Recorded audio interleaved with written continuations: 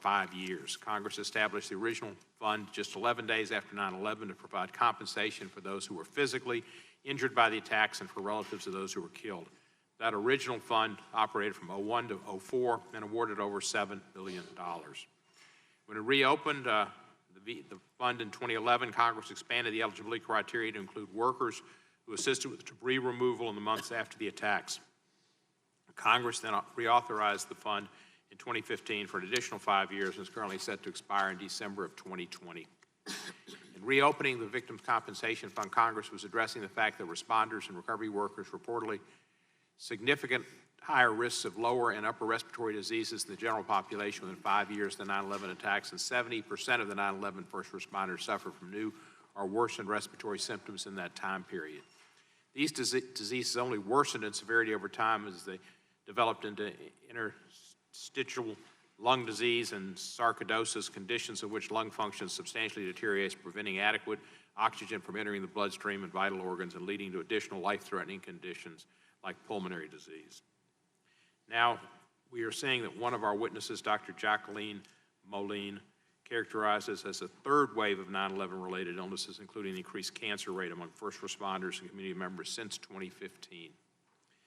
Part of that reason is that cancer can have a very long latency period, meaning the symptoms of the disease may not manifest in a person for decades after the initial exposure to carcinogens. In the face of these trends, the fund, which is overseen by the Department of Justice, has done an admirable job. As of April 30, 2019, the Victims' Compensation Fund received nearly 50,000 claims, found about 24,000 claimants to be eligible for compensation. It's about half, and made initial or revised awards for 28,000 claims, awarded a total of more than $5 billion as of April 30.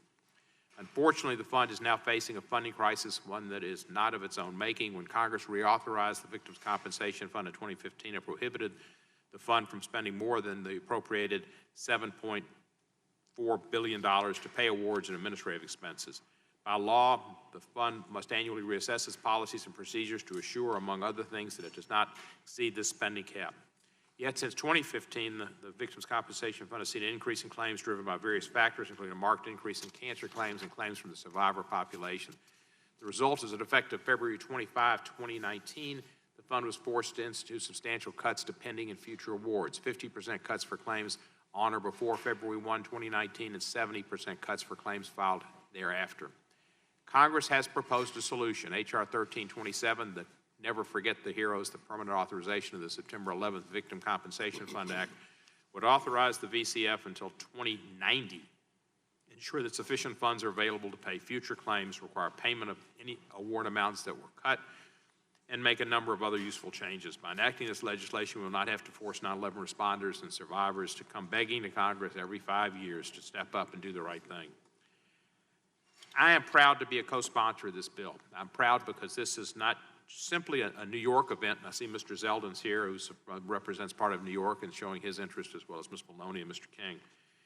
And Mr. Nadler has been a champion of this issue and is chairman of this committee and primarily responsible for this hearing. But this was an American tragedy, an American event, and I recall it so vividly. And I was in New York within a month, and going to a baseball championship game and ran into Giuliani, who at the time was a friendly guy, and got me somehow down to 9/11, and I went down there and had my mask and you name it, and walked around in the debris. I commend all of you for what you did. You put your health and your life at risk. We know that, and you need to be compensated. You're American heroes. Representative Maloney and King have introduced the bill that will affect the work on behalf of 9/11 responders and survivors. I thank them, and I thank Representative Collins for his co-sponsorship of the bill. I'm thankful for the responders for the service and sacrifice for our country, grateful to them, to the survivors, and all the witnesses, and to testify before us today. This is a bit unusual because this is my subcommittee, which I chair, and I'm chairing it now. But it's a special moment for Mr. Nadler. This is an issue that's very close to him and his constituents, and for that reason, I will surrender the chair to him to oversee this meeting, which is appropriate, and I guess this is the time that I'll do it. I don't know if it's the right time, but this is the time I'm doing it. Well, I'll recognize Mr. Johnson then, and then I'm surrendering the chair. All right. Thank you. Thank you, Mr. Chairman. and Mr. Chairman. The tragic events of September 11, 2001 in New York and Pennsylvania and Virginia took innocent lives on American soil on a scale not seen since the attack on Pearl Harbor. It also unified the country as brave first responders searched for bodies and headed a massive recovery effort. In New York, the first responders did this amidst a smoldering pile of over 220 stories of building crushed into a dense, accumulated mountain of steaming, hot, toxic chemicals that burned for months. My wife and I visited that site just a month after, and it was still seemingly on fire. Many sacrificed their own health in their efforts to help their fellow Americans in and around debris that included 2 steel beams in the shape of a cross, which now rest in the National September 11th Memorial and Museum. Just as that cross stood as a sign of hope for so many, so too do our programs to help take care of those to whom we owe our deepest gratitude. After 9/11, a federally funded program was created to compensate and pay medical expenses for those who developed respiratory and other illnesses related primarily to the rehabilitation of the site of the former World Trade Center. Payments made from the fund are administered by a special master who has announced that the fund is running out of money and with some current and future claims that are yet unpaid. That fund was authorized in the manner in which all federal programs should be authorized, namely for a limited duration, within which time Congress is able to periodically revisit the program's operation and fiscal solvency before potentially reauthorizing and funding it further as it goes forward into the future. The special master who runs this program and who is with us here today is a very well-regarded public servant, and I'm aware of no problems with the program's administration. We have a lot of confidence in this program, and so I support reauthorizing the program in a manner that's fair to everyone. This is unquestionably the right thing to do, and I expect that this bill will pass with broad bipartisan support. I am personally, myself, the son of a firefighter who was critically burned and permanently disabled in the line of duty back in 1984, and I know the sacrifices and the needs of these heroes and their families personally. In addition to my dad being burned over 80% of his body, 3rd-degree burns, he inhaled toxic chemicals in a fire, and he suffered the remaining 32 years of his life as a result of that tragedy. The only concern we have here, and you'll hear people talk about it, is just the latest proposal to reauthorize the programs, H.R. 1327, creates an unlimited authorization for appropriations for the fund and extends it until the year 2090. The Congressional Budget Office isn't able to determine the cost of such an extended program, and of course its rules limit it to predicting costs just 10 years out. So right now we have a $22 trillion federal debt, and that's just the thing that keeps us up at night. It makes us have to address these issues as responsibly as possible, and I know everyone here understands and feels that burden. Our objective, of course, is fairness to all.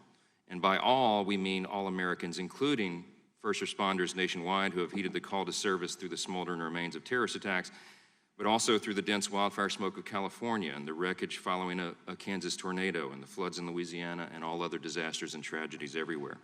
We have to approach the reauthorization of this fund today in the same way we would approach any fund designed to compensate first responders nationwide and other similar circumstances in a way capable of making future funds available for future heroes as well. With that, we look forward to hearing from all of our witnesses here today, including those who work so selflessly under very dangerous conditions to help our nation heal. I yield back the balance of my time. Thank you, Mr. Johnson. I now recognize myself for an opening statement. 18 years ago, on September 11, 2001, Osama bin Laden orchestrated the deadliest terrorist attack in American history, killing almost 3,000 people in a single day and wounding thousands of more. In New York City, the attack happened in my district. The attacks created an environmental nightmare when the Twin Towers collapsed in Lower Manhattan. Hundreds of tons of contaminants poured onto the streets and covered first responders, residents, office workers, and students in a cloud of dust. When many of us think of 9/11, we think of planes flying into the Twin Towers, or we see the towers collapsing. But there were other pictures that day that captured the gravity of the loss, the scale of the destruction, and the massive amounts of toxins that were released into the air on that Tuesday morning. I want to share those images with you today. As you can see, if you look at the jumbotrons, I suppose, as you can see, New York City was covered in toxic ash. The air was full of debris, dust, and other deadly toxins. Many of my constituents were forced to flee their homes. Firefighters, police, and rescue and recovery workers from around the country came to our aid. working in horrible, dangerous conditions to help one another and help the United States get back on its feet. I was in Washington with my wife when the attacks began, and we immediately rushed to return to New York City by train that day since all flights had been grounded. What sticks with me from that day was the eerie silence that greeted us when we stepped out of Penn Station. The city seemed empty, nothing moving, no people, no cars, no buses, no subway trains, nothing. The only thing that was there was a strange odor that hung in the air. The next day, on September 12th, I walked the streets of Lower Manhattan, through the rivers of ash and debris, and I saw the unthinkable damage. I was there with then-Mayor Giuliani, and we were soon joined by then-President George Bush, then-Senator Hillary Clinton, and Senator Chuck Schumer. There was no question in our minds that we must work together in a bipartisan manner to do what it took to get New York back on its feet, to get the country moving again, and to get help for everyone affected by the attacks. But in the days following the attack, a problem arose. The EPA insisted, contrary to ample evidence, that the air in Lower Manhattan and Brooklyn was safe to breathe. That was not true. It was an untruth that caused many thousands of people to become sick, and tragically for many of those same people to die. And it was an untruth I worked for many years to expose, because as we knew even then, the air was not safe to breathe. In fact, it was deadly. Thousands of responders from all over the country worked on the site. Thousands and thousands of responders and workers and residents were exposed to horrible toxins and were not provided with protective equipment. The federal government did not step in to conduct a proper comprehensive cleanup of the schools, offices, and residences in Lower Manhattan. They told my constituents to clean up asbestos and other toxins from their apartments with a damp cloth and no protective equipment. Today, as a result of the attacks and as a result of those lies, more than 95,000 responders and survivors are sick. It was for those tens of thousands of brave, selfless, and innocent responders and survivors that Congress came together in 2010 after years of struggles and negotiations to pass the James Zadroga 9/11 Health and Compensation Act and to fulfill our moral obligation, as Lincoln said, to care for him who shall have borne the battle and for his widow and his orphan. The Zadroga Act established a national health program to care for those made sick by exposure to toxins in the days, weeks, and months after the 9/11 attack.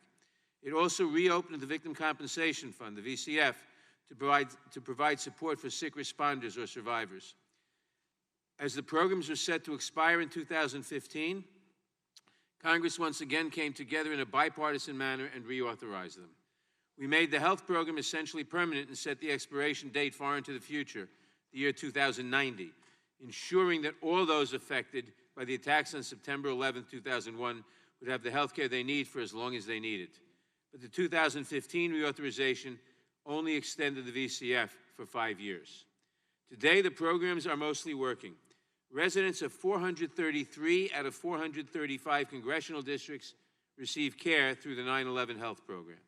More than 28,000 individuals representing all 50 states have been found eligible for compensation from the VCF. More than $5.1 billion has been awarded. Our actions as a Congress have touched many lives, provided comfort to the sick, and helped families struggling with the loss of a loved one to pay the bills and send children to college. We know all too well that people who are sick now will only get sicker, and unfortunately many will die. Those who are not sick now may become sick years in the future as diseases surface after long latency periods. We are already seeing the impact that long-delayed cancers have had. Nearly 11,000 responders and survivors have been diagnosed with cancer to date, a number which will only go up. It is clear the 5-year reauthorization was not nearly long enough. Further, as the number of sick responders and survivors continues to rise, the limited resources Congress provided to the VCF have been strained. And now, because of the greater number of sick people than anticipated, the thousands of sick responders and survivors are facing up to 70% cuts in compensation because the money is running out. These cuts were certainly not intended by Congress, and we know that the administration and the special master are not making these cuts maliciously. Rather, the VCF is working to keep the program funded as long as possible to give every sick responder and survivor at least some compensation. But that does not mean we can simply accept these cuts and allow the program to expire when so many more men, women, and young adults will need compensation and care. That is what brings us here today. A 70% cut in compensation to victims of 9/11 is simply intolerable, and Congress must not allow it. Congress also must not allow the VCF to expire while people are still sick and the World Trade Center Health Program is still operational. The time has come for us to act. In the past, I would have had to call upon a committee chairman to call a hearing or to schedule a markup on legislation to address these problems. But today, as chairman of the Judiciary Committee, I am able to convene this hearing and to announce that we will not wait to mark up this legislation. We will hold a markup of this legislation tomorrow. There are two moral imperatives that dictate why we must act. Number one, it was America that was attacked on 9/11, not just New York or Washington, D.C. Number two, it was the federal government that bears some responsibility because it told everyone it was safe to return to Lower Manhattan when it knew that it was not. Now the federal government must bear the burden to care for and support the people affected by the September 11th attacks and their aftermath.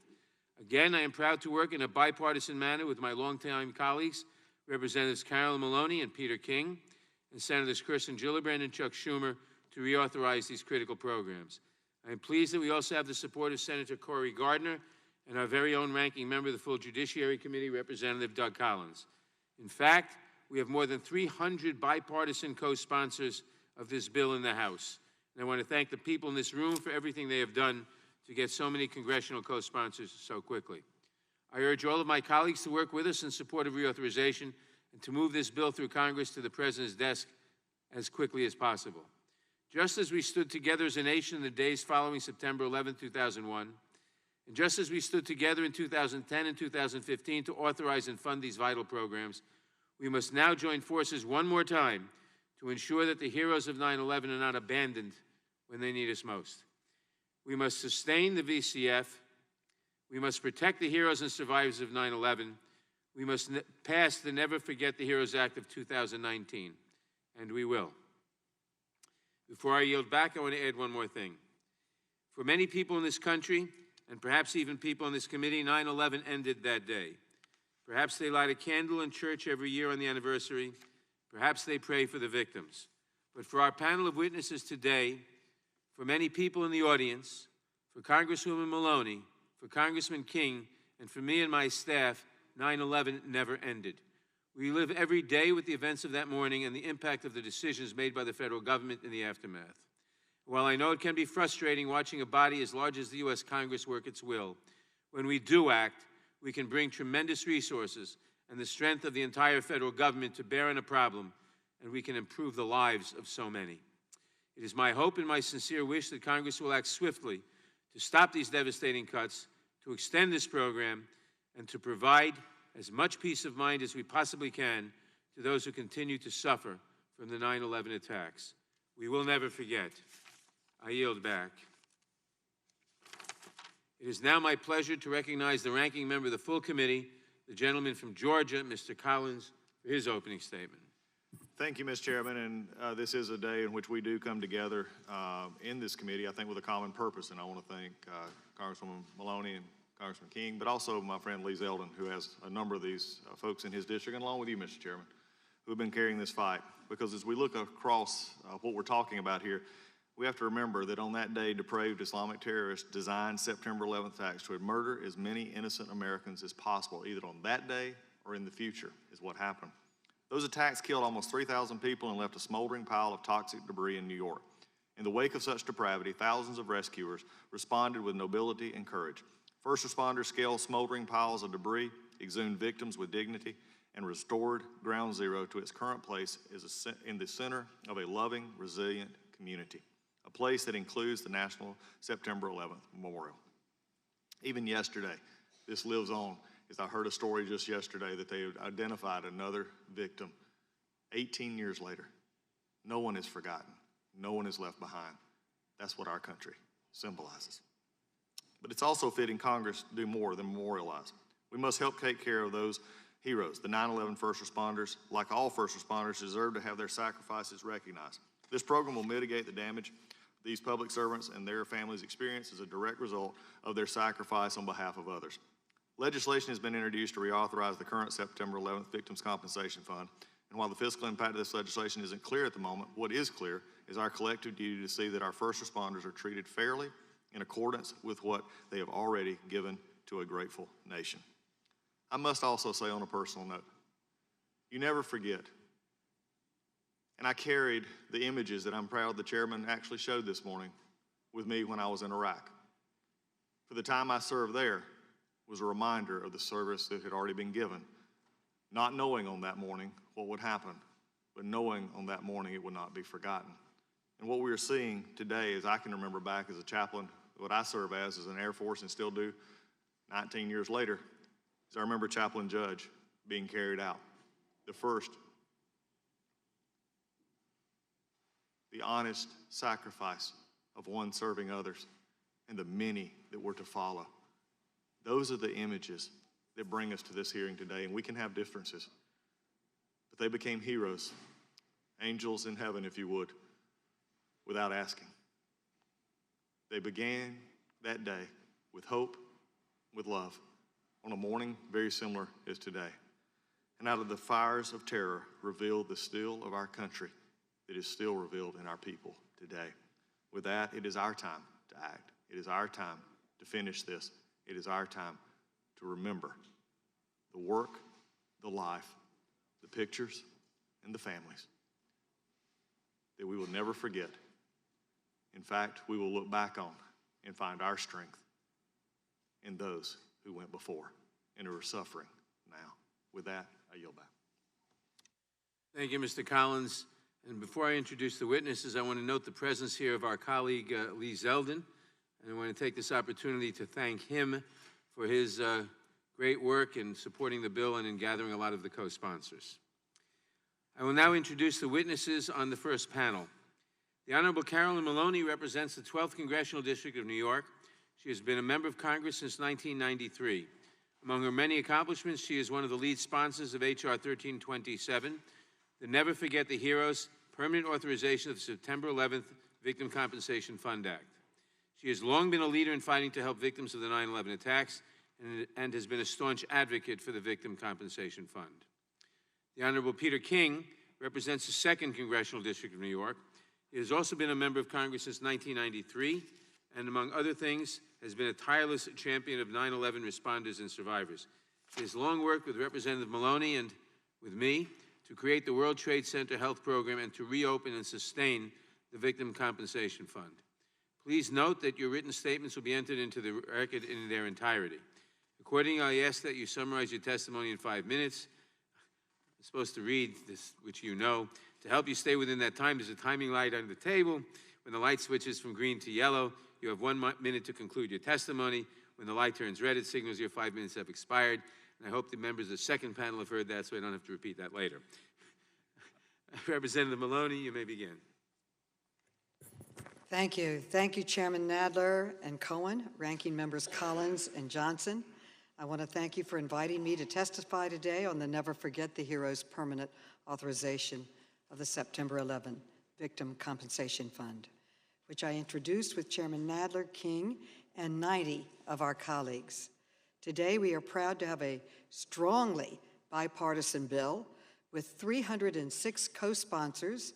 80 of them are Republican, and I am grateful that the committee recognizes the importance of supporting 9/11 responders, survivors, and their families, and the urgency of passing this bill as soon as possible. We recently remembered D-Day, a day when all Americans came together to defend democracy, liberty, and freedom. And though we are not members of the greatest generation, our first responders defended and many gave their lives for just those same values. On September 11, this country was horrifically attacked, killing exactly 2,997 innocent people. They were murdered and 1,000 more were injured in New York, Shanksville, Pennsylvania, and at the Pentagon, simply for being American or being on American soil. And yet, it still gets worse. The death toll from that terrible day continues to grow. In the years since 9/11, Tens of thousands more men and women, including first responders, relief workers, local residents, have lost their lives or gotten sick as a result of their exposure to toxic chemicals, pulverized glass, powdered cement at the crash sites, even though the U.S. government told them repeatedly, over and over again, that it was safe to work at the site. Soon deaths from 9/11 diseases may outnumber those lost on that fateful day. 9/11 was an attack on America, and in response, our nation committed to finding those responsible and holding them accountable. The first veterans of the war on terror were the first responders, the volunteers, and the survivors of 9/11. Today, they live all over the country in 433 out of the 435 congressional districts. They are firefighters, police officers, construction workers, electrical engineers, volunteers, and from every single state who answered the call and traveled to New York or DC or Pennsylvania to help with the recovery. We have a moral obligation to provide support and compensation to these heroes and their families. Not only did they come to our aid when we needed them, but many are sick because they trusted the federal government when it said that the air around Ground Zero was safe to breathe. In October 2011, a 9-year fight, the James Zadroga 9/11 Health and Compensation Act of 2010 was signed into law, establishing the World Trade Center Health Program and reopening and revising the September 11 Victims' Compensation Fund.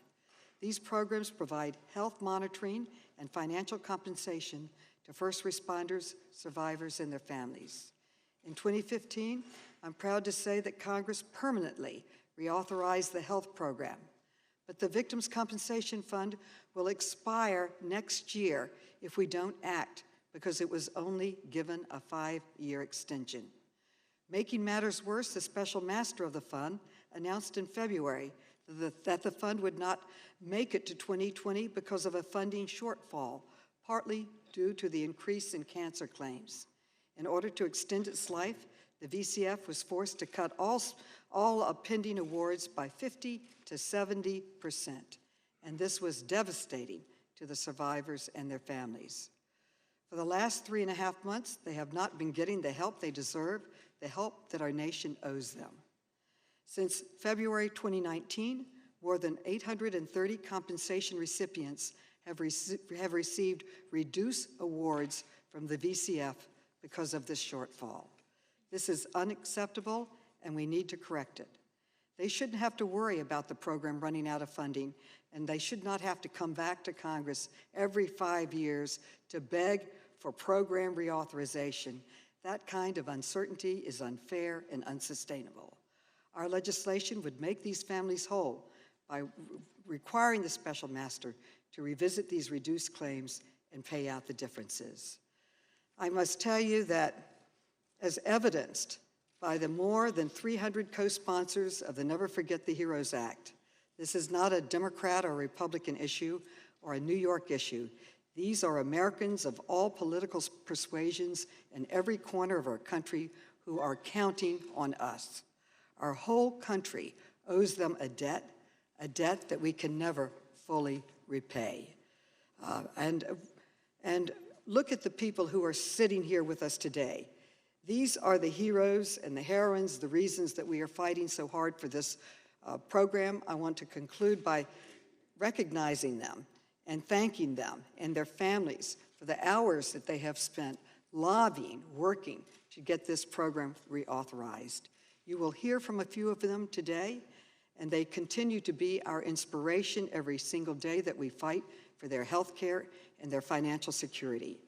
And as much as I love being with them and talking to them, they should not have to come back to Congress for another reauthorization. We are counting on you to make this program permanent, to reauthorize it. That's the least that we can do as a grateful nation. Thank you. Thank you, and let me also note the presence here of another longtime and key supporter of the 9/11, of the Zadroga Act and the subsequent bills, Congressman Elliot Engel of New York. Representative King, you may begin now. Thank you, Mr. Chairman. I'll submit my statement for the record. I'd just like to make a few remarks here on this vital bill. I want to thank you. I want to thank the ranking member, Congressman Collins, ranking member Mr. Johnson, and also Steve Cohen. This is such a vital bill, and it has a human aspect to it. And I want to also just mention all of the FDNY, NYPD, Port Authority cops, EMS workers, court officers, construction workers, residents, your residents, Jerry, students, all of whom have suffered over the years. We went through 6 months of wakes and funerals after 9/11, and we thought that was it. And now, the last few years, those wakes and funerals have started again. Just last week in East Meadow, about 10 minutes from my home, a Port Authority lieutenant died from 9/11 illness. So this is something that goes on and on and on, and soon we'll have more people dying after 9/11 than actually died on 9/11. And that shows how vital this is. This is not a New York issue. It's not a New Jersey issue. It's definitely a national issue. And I want to also take the time to thank the Special Master. I think I want to reemphasize what you had said. This program has been run exceptionally well. The fact that it's running out of funds is no reflection at all on the administration of the program. Rather, it's a reflection of how deadly these illnesses are and how long they were dormant and latent, and how deadly they are and how vicious they are. And all of us knows a friend, a neighbor, a constituent, friends of neighbors and constituents who are suffering and have died, people who are going back every 3 or 4 months for medical tests, taking 20, 30 medications a day, constantly going back in for biopsies. This is a real national tragedy which did not end at all on September 11th or September 12th. Just the other day, I got a call from a local radio reporter who was just diagnosed several months ago and just finished his chemotherapy. He was down there for weeks and months afterwards reporting again as to what had happened there, what was going on. And as brave as those men and women were who rushed in on September 11th, and nobody can ever question or even think of excelling the bravery they showed. But as you said, Jerry, I think too often we forget what went on those weeks and months afterwards, when people were down there inhaling those toxic fumes, involved in the recovery, involved in doing what they could to find the remains of their loved ones. So again, we owe it to all of them. And let me give a special thanks to Jon Stewart. There's probably not that many issues that Jon Stewart and I would be agreeing on, but I've never seen anyone put himself into a cause more than this. And not just doing, going on television. That's easy for him. What's tough is going the grunt work of going door to door, talking to members of Congress. He has more patience than I would have in talking to some members of Congress. He just goes in there and he just really just will talk and explain, say why this is a human issue, why it's not a Republican or Democratic issue. And again, he just does an excellent job, and I really want to thank him. I don't think we would have been where we were back in 2015, or we would have been where we are now if it were not for John's efforts. So, John, I want to thank you for that. And also, I want to thank Lee Zeldin, Elliot Engel. Elliot's been there from the start. Lee has been there ever since he came to Congress, and he realizes the true impact of this. And again, Ranking Member Johnson, I know you mentioned the issue of cost, and that has to be addressed. But on the other hand, we have to find a way to get it done. I mean, I'm not saying it's simple, but in many ways it is. We have an obligation to get this done.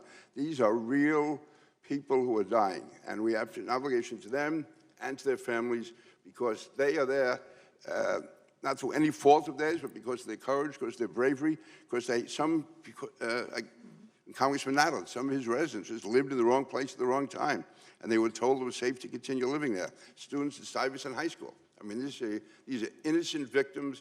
They're the first innocent victims of the first great war of the 21st century.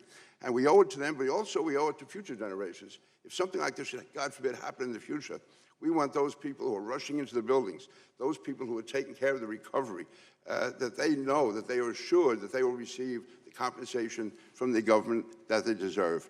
So again, I am proud to be here today. I can't emphasize enough how vital this legislation is, and also to thank the men and women behind us who, they're the ones who are suffering. Carol and you and I, we can talk about it. We can sort of argue on the floor of Congress about it. But that's nothing compared to what they're going through every day of their lives. So with that, I thank you for holding this hearing. I thank the members for their attention. I thank the witnesses that are coming after us.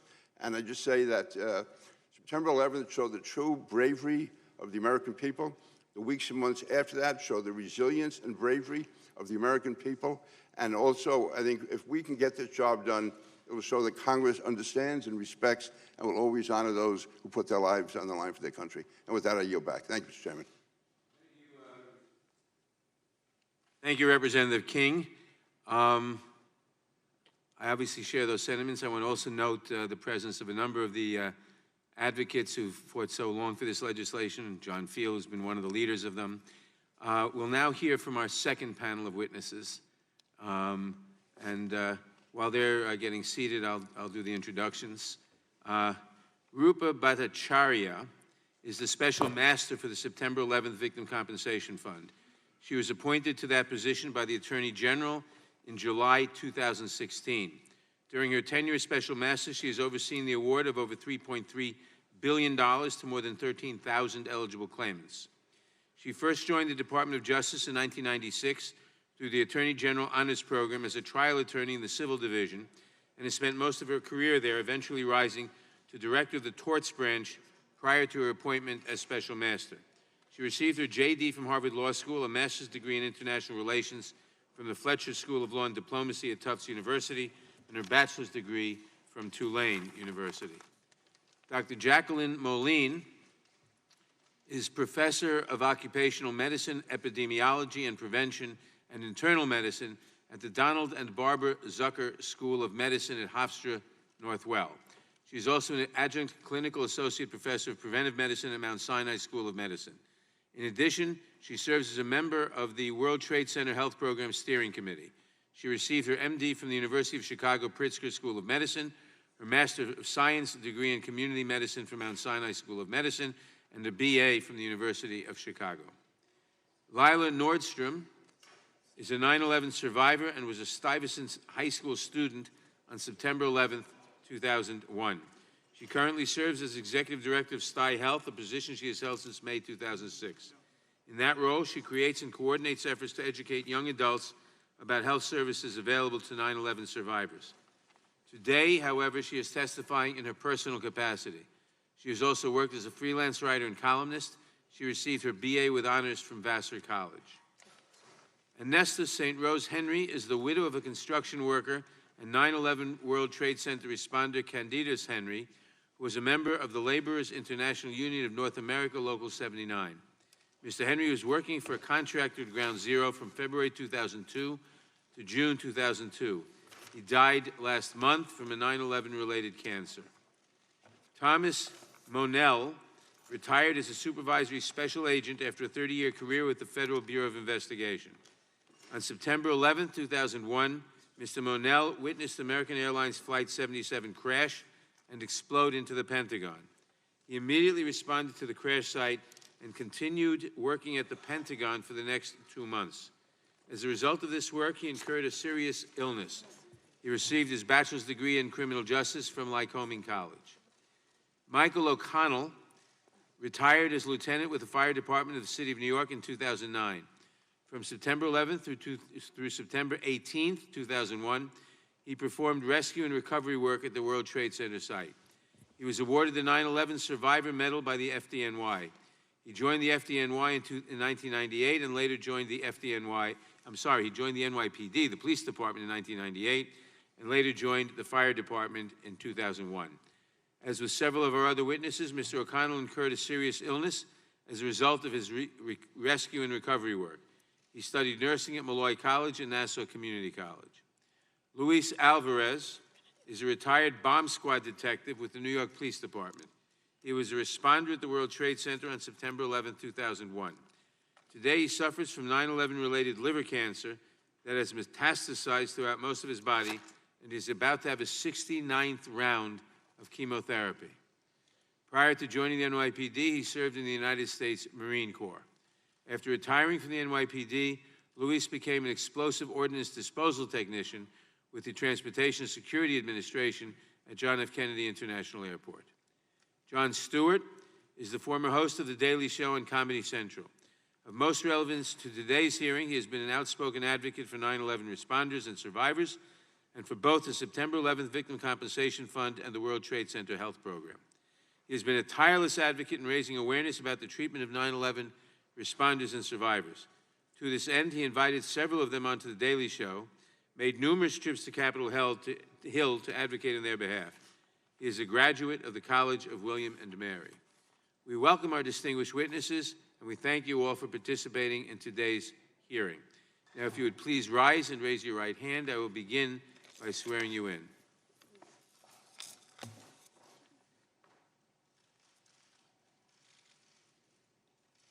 Do you swear or affirm under penalty of perjury that the testimony you're about to give is true and correct to the best of your knowledge, information, and belief? So help you God. The witnesses may be seated. Let the record show the witness is affirmative. The witness is answered in the affirmative. Please note that your written statements will be entered into the record in their entirety. Accordingly, I ask that you summarize your testimony in 5 minutes. To help you stay within that time, there is a timing light on your table. When the light switches from green to yellow, you have 1 minute to conclude your testimony. When the light turns red, it signals your 5 minutes have expired. Ms. Bhattacharya, you may begin. Chairman Nadler, Ranking Member Collins, Chairman Cohen, Ranking Member Johnson, and distinguished members of the subcommittee, thank you for inviting me to testify about the September 11th Victim Compensation Fund, or the VCF. Hearings like this remind us that September 11th, 2001 marked only the beginning of an ongoing and evolving tragedy. To those of you who share the table with me, who were there, who responded to the attacks, or would not allow terrorism to prevent you from returning to your schools, homes, or workplaces, thank you for your heroism and your sacrifice. I have spent my career in public service, including more than 20 years at the Justice Department, but since the Attorney General appointed me as Special Master in 2016, I have been humbled by the responsibility of serving the strong and resilient 9/11 community. I was privileged recently to attend the dedication of the Memorial Glade at the 9/11 Museum in New York, and I was reminded of the startling fact that the nearly 3,000 lives lost on September 11th may soon be overtaken by the number of lives lost in the years afterwards to illnesses that stemmed from exposure to toxins at all 3 attack sites. While no amount of money can fully compensate for such losses, I am proud that the VCF has been able to provide some needed relief to those who have suffered for so long. The VCF is an extraordinarily successful program. As of May 31st, we have awarded almost $5.2 billion to nearly 22,500 individuals who suffer physical health conditions, including to the families of more than 850 who have died as a result of their exposure in New York City, at the Pentagon, and in Shanksville. Those compensated include first responders, workers or volunteers in construction, cleanup, and debris removal, and people who lived, worked, or went to school in the affected areas. The VCF has received claims from individuals in every state of the nation, including those who came in from around the country as part of the response efforts, and those who have relocated in the years since the attacks. In my 3 years at the VCF, we have significantly improved efficiency and claim determination rates. The VCF now issues at nearly as many awards each year as it did in total in its first 5 years. And the VCF, under my leadership, has not documented a single instance of fraud in a paid claim. We work diligently with the Department's Office of the Inspector General to ensure that any indicia of fraud is investigated and reconciled. Despite its successes, however, the VCF faces a difficult situation. We received a record number of new claims in 2018, and we are on pace to exceed that number in 2019. The issue is basic math. Almost $5.2 billion awarded to nearly 22,500 individuals, just over $2 billion left, with over 21,000 claims and amendments still needing a decision and thousands more expected to be filed before the VCF's December 18th, 2020 deadline. Several trends help us understand how we got here. Since reauthorization of the Zadroga Act in December of 2015, we have seen a dramatic increase in claims filed on behalf of those who have died as a result of their 9/11 related exposure, a significant increase in cancer claims, and a marked increase in claims from survivors, meaning those who lived, worked, or went to school in the affected areas. Taking account of these trends and the increasing rates of both claim submissions and award determinations, in February, I determined that the VCF had insufficient funding to compensate all pending claims and those projected to be filed under then existing policies. With that determination, I was required by law to modify VCF policies and procedures so that the VCF does not exceed its appropriated limit. This meant making significant reductions in awards.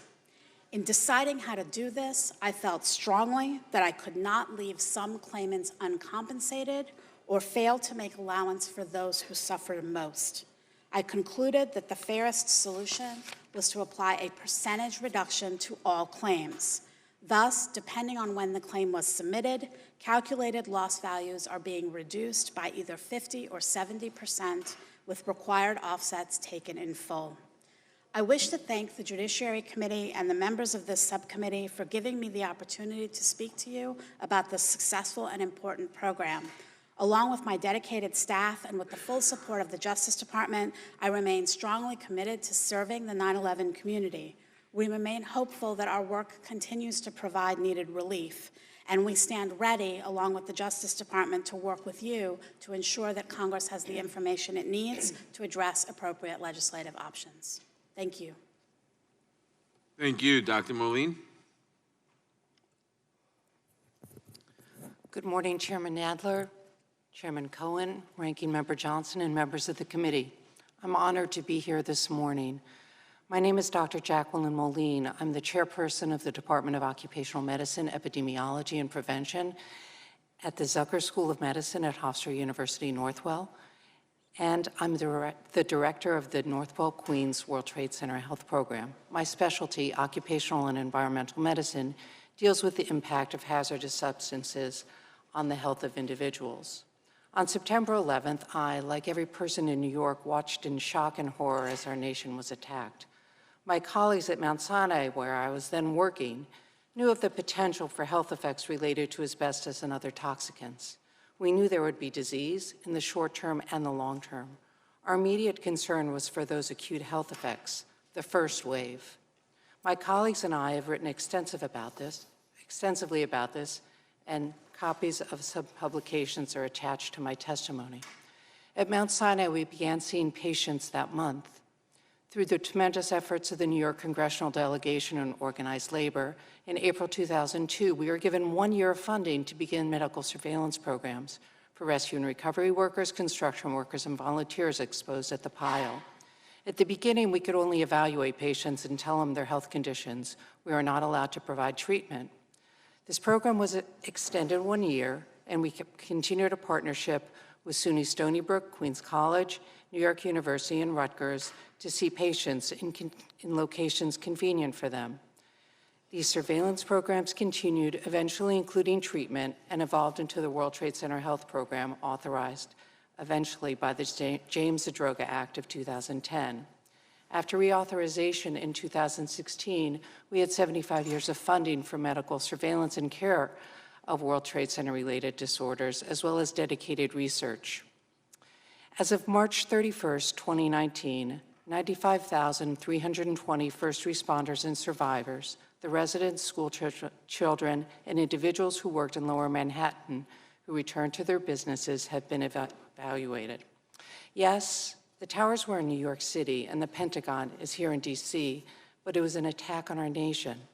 And individuals from all over the country participated in this rescue and recovery effort. Over the past 18 years, some people who lived in the metro New York area have moved or retired to other parts of the country. Due to these reasons, there's a national component to the World Trade Center program. As of May 2019, 16,684 individuals are enrolled in the national program in every state. Downtown Manhattan, home to thousands of residents, was blanketed in thick dust. School children, like Lila sitting here, had been evacuated from their places of learning on September 11th. They returned to their schools despite fires that continued to rage and amid dust that persisted through May 2002. The survivors are also covered by the Zadroga Act, and the number of survivors has increased by 327% in 8 years. Medical conditions have persisted, and that's the second wave. For example, over 50% of firefighters who worked at the World Trade Center site have developed a persistent respiratory condition. Rates of asthma remain elevated, along with a variety of other diseases. Here we are, nearly 20 years later, and unfortunately, we've moved into the third wave of diseases, those conditions that take years to develop. We don't know a lot about the actual dust and fumes that envelop Lower Manhattan, but I'd like to reiterate that as medical professionals, we never believed the air was safe to breathe. That is now amply clear. The World Trade Center now collects additional data on diseases that have been classified as World Trade Center related. This is crucial since early data collection on who was exposed was lacking. Further research is ongoing to determine what new diseases might be added to the approved list. Since 2012, when over 50 cancers were added to the list of World Trade Center conditions, there have been 11,824 World Trade Center certified cancers treated, including 2,614 prostate, 552 lung, 741 breast, including over 35 male breast cancers, 667 thyroid, 571 cases of lymphoma, and hundreds more. Glioblastomas have occurred, like the one that killed Candidace Henry, a patient at the Northwell program. You will hear from his widow in this session. The Survivor program has had 3,030 individuals with cancer, and in the national program, the number of cancer cases certified increased from 7 in 2013 to 708 in 2018. Nearly 20,000 children attended school below Houston Street and were exposed to over 150 toxicants in that deadly brew. Overall, over 55,000 people have been certified for at least one World Trade Center-related health condition in the responder and survivor programs and in the national programs. The effects from exposure of 9/11 have not only been measured in the number of deaths, cancers, lung transplants, and countless new cases of asthma. Studies have shown the impact on employment, disability, and early retirement. I'd like to briefly tell you about the impact by telling you about a real person. Ellie Engler, who's here today and has allowed me to give a brief description of her health issues, was a certified industrial hygienist in charge of health and safety for the United Federation of Teachers. She went into every school in Lower Manhattan and assessed the immediate health risks for staff and children. In 2008, she developed a second breast cancer, a condition she had fought and beat in 1985. She developed asthma shortly after 9/11, but it was under control. Recently, she's had severe asthma attacks that have required hospital visits. Ellie, like so many in the World Trade Center community, fought these illnesses with courage. After 2011, she also realized that all 500 staff at these schools in Lower Manhattan were eligible for the health program if they had World Trade Center conditions, and she began staff outreach. She also advocates on behalf of the school children in Lower Manhattan, who have now all graduated and moved throughout this country.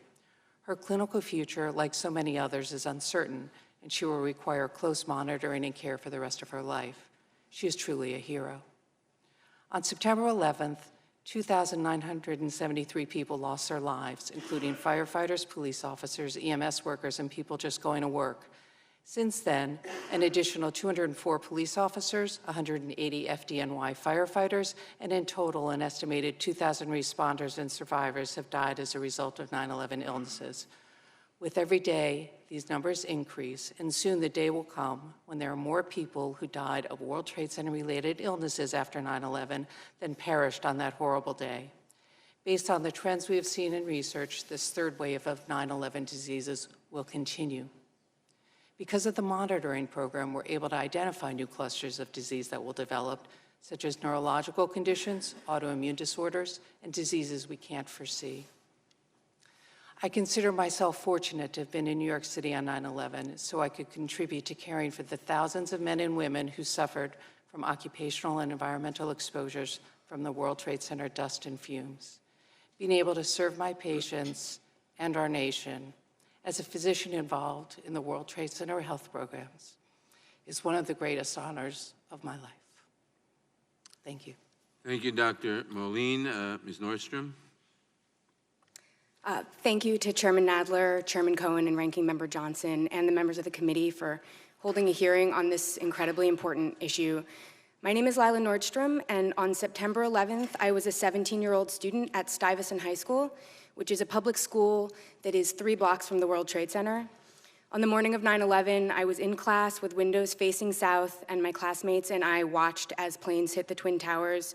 We watched dozens of people jumping to their deaths. We watched thousands of evacuees stream out of the area, and then the first tower fell, and a dust cloud rushed our building, and we couldn't see anything. I was one of the first people out of Stuyvesant when we finally got evacuation orders, and the moment I stepped outside, the second tower collapsed, and everybody took off in a run. I walked 10 miles that day. I couldn't reach my parents. I didn't end up even going home. I ended up walking all the way to Queens. After the attacks, we were sent to a school in Brooklyn temporarily, and the Stuyvesant building was used as a morgue and a command center for the cleanup effort at Ground Zero because of its proximity. Unfortunately, after EPA Administrator Christine Todd Whitman told the residents of downtown and New Yorkers that the air was safe to breathe, government officials made the decision to return us to our school building, and we went back on October 9th, which is less than a month after the attacks. Ground Zero was still on fire and would be for another 4 months. The smell of smoke was suffocating every day, and despite assurances from officials, very little got done to clean the school for students. No hazmat team got called in. The filters in our ventilation system were not replaced until January. The air vents, which were filled with World Trade Center dust, were not cleaned until the following summer. And the auditorium's contaminated upholstery was not actually replaced fully until 2014, which you can see on the image above. The school was also continually recontaminated by trucks that were carting toxic debris from the World Trade Center site past our school and dumping it into barges that were parked next to the air intake system. Testing of the air outside of our school showed that on many days it was actually as bad as the air at Ground Zero itself. And you can see where the barge was located. That picture is taken from the doors of our school. In total, more than 19,000 public school students returned to school downtown during the cleanup, as did thousands of teachers and school staff, and tens of thousands of students and professors from Borough of Manhattan Community College and Pace University and NYU. Downtown residents and office workers were actively encouraged to return, even those that had small children at home, and many of them got left to clean up dangerously contaminated spaces without much guidance. The federal dollars even got spent by the Lower Manhattan Development Corporation to encourage new residents to move into the area because, unsurprisingly, they began to face really high vacancy rates. Through all of this, the EPA knew that the air was not safe down there, but they did not tell us. NIOSH has now linked more than 68 cancers to the World Trade Center toxins, and I haven't even had my 20th high school reunion yet, but I already have 5 former classmates with lymphomas that I just know personally. My friend Michelle is in remission from thyroid cancer. Other classmates of mine have been diagnosed with rare bone cancers, testicular cancers, melanomas. There's even a male breast cancer survivor among us, as Dr. Moline was talking about earlier. Classmates are also starting to die now. Just a couple of months ago, Kathy Choi, who graduated just the year after me, passed away at age 33 of a 9/11 linked gastric cancer. Her VCF award has not been paid yet. When it is paid to her husband, it will be cut by 50 or 70%. And that's just my school. BMCC students are sick, as are students from Pace, and as are many younger children from the area. And beyond cancer, plenty of us are already suffering from chronic 9/11 related conditions, myself included. I'm personally certified with asthma, with GERD, with chronic rhinosinusitis, and with PTSD. So these serious illnesses that are emerging now are just the tip of the iceberg. If the VCF is allowed to close, a lot of my classmates will not find out they're sick in time to make a claim at all. And women have special reason to be concerned because most of the research that's been done on 9/11's health impacts has been done on the responder population, which is largely male. That means that a lot of women's health issues will not actually be linked to the attacks in time to ever be compensable through the VCF. The youngest 9/11 survivors now, we live all over the nation, and we have, 70 or 80 years to live with these exposures in the case of the youngest exposed. Cancer does not respect arbitrary funding deadlines, and if the VCF is allowed to reduce payouts and expire, this resource that was meant to ease our suffering is going to become just another symbol of how we were sacrificed by a government that thought a quick return to normalcy after a tragic event was more important than the health and safety of the children who lived through it. In 2011 and 2015, the government did the right thing and enacted and then reauthorized the Zadroga Act, and Congress should do the right thing one more time and fully fund and extend the VCF. My friends who get sick in 2027 deserve the same help they would have received if they'd gotten sick in 2017, and so do I. Thank you. Thank you, Ms. Nordstrom. We've been joined by a number of the firefighters who are first responders, and I want to welcome them, and by Congressman Max Rose, who is a co-sponsor of this bill. And let me just say before I recognize the next witness in response to what Ms. Nordstrom just said, as I said before, there are really two moral responsibilities. Plenty of people got sick and will get sick because of what the terrorists did on 9/11. But plenty of people got sick and will get sick because of what the federal government did in the days following. I remember very clearly the EPA administrator saying, go back to work, let's get things back to normal, everything's fine. I remember the mayor at the time saying, reopen Stuyvesant, et cetera. I was calling for parents not to send their kids back to Stuyvesant. I was telling people not to go back to Wall Street, not to go back to work, because it was very evident that it wasn't clear. But the federal government bears a heavy moral responsibility for what happened.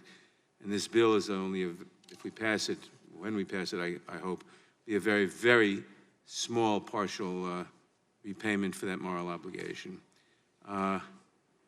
Ms. Rose Henry. Thank you, Mr. Chairman. Mr. Can you use your mic, please? Okay, thank you. Thank you, ladies and gentlemen. My name is Anesta Centros Henry. My husband died a few weeks ago of 9/11 related brain cancer. My husband, Candidas, was only 52 years old when he died. He missed our son's prom.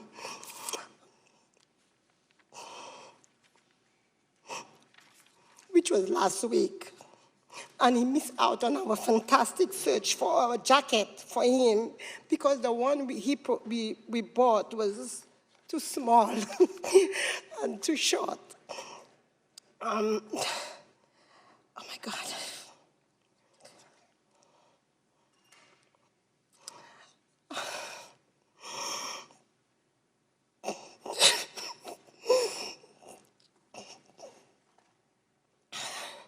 So after that, we were able to get a jacket for our son, and I just miss my husband because we would have a good laugh at that jacket, the way it fitted him. Candace was the oh God, he was the life of my family. Oh God. He will not be there for my son's graduation, which will be on the 19th of this month, and many other kids his age that lost their parents. The parents will not be there for that. And also my daughter, his only daughter, wedding. We do not know what day is that, but he will not be there to walk her down the aisle. So not to have to make that, oh God.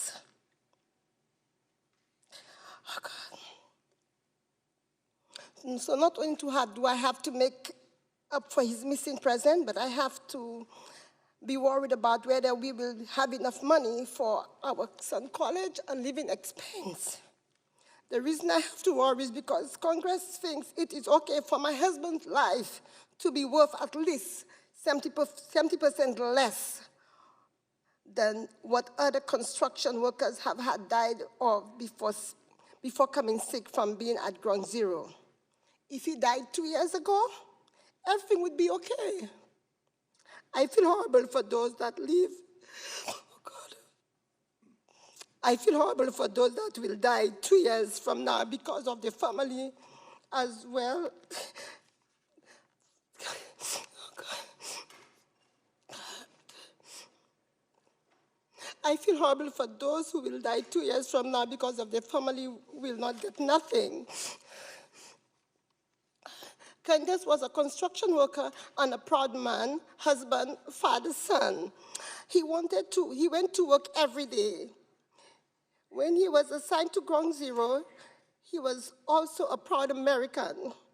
His job at Ground Zero was to wash the dust and debris from the trucks before they left for the garbage and to make sure everything was secure and nothing was taken out.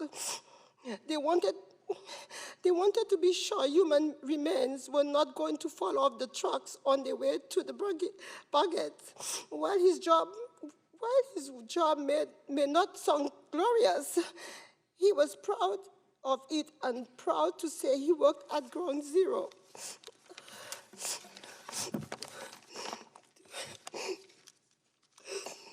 After his time at Ground Zero ended, he worked every day as a construction laborer and raised our family. We are not rich, and we live from paycheck to paycheck, always with some sort of credit card bills. Although he left Ground Zero in 2002, 15 years later, Ground Zero came back to him. Candidace was diagnosed with glioblastoma and a rare brain cancer. We were told it was extremely rare. We then learned that there are many 9/11 responders with the same cancer. Glioblastoma is a death sentence in which it took 2 years, it took 2 years. It eventually killed Candidace. It took his mind a few months before his death, and while we took care of him for the last few months, he was already gone. My son would come home from school and my daughter from work and would say, "Hi, Dad," and there was only a glaze. And sometimes there was nothing. He only wanted to talk to his dad about his day, and that was gone. When Candidace got sick, that ended the paycheck and benefit. Thankfully, the World Trade Center Health Program picked up all of the expense for his care and treatment. They were wonderful at Queen's program, and we wouldn't have survived without them. We were also able to get some help from the VCR and receive an award for his cancer.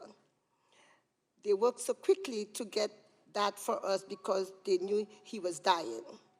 Thank you for them for that. Please do not cancel them. They are very good. They help us very well. But now that Candidace is gone, we do not know what is going to happen. We do not have life insurance. We do not have a pension or any benefit from his job. Not even his death benefit we got. Our only hope was the VCR, and now we do not know if there will be much from them now, because he died after February 2nd, which was also his birthday, 2009. We will get at least 70% less than others that died sooner. My husband was a proud man and never looked down on others or thought that he was better or his life was worth more than that. But I can tell you that his life is not worthless than anyone else. And I knew my husband would be proud to be here in person than I talking to him, because we should have to recognize these people at work down there because they are more important than anything else. They were the ones who pick up everything else. And now that he's gone, we do not know what we are going to do without him. Thank you, everyone.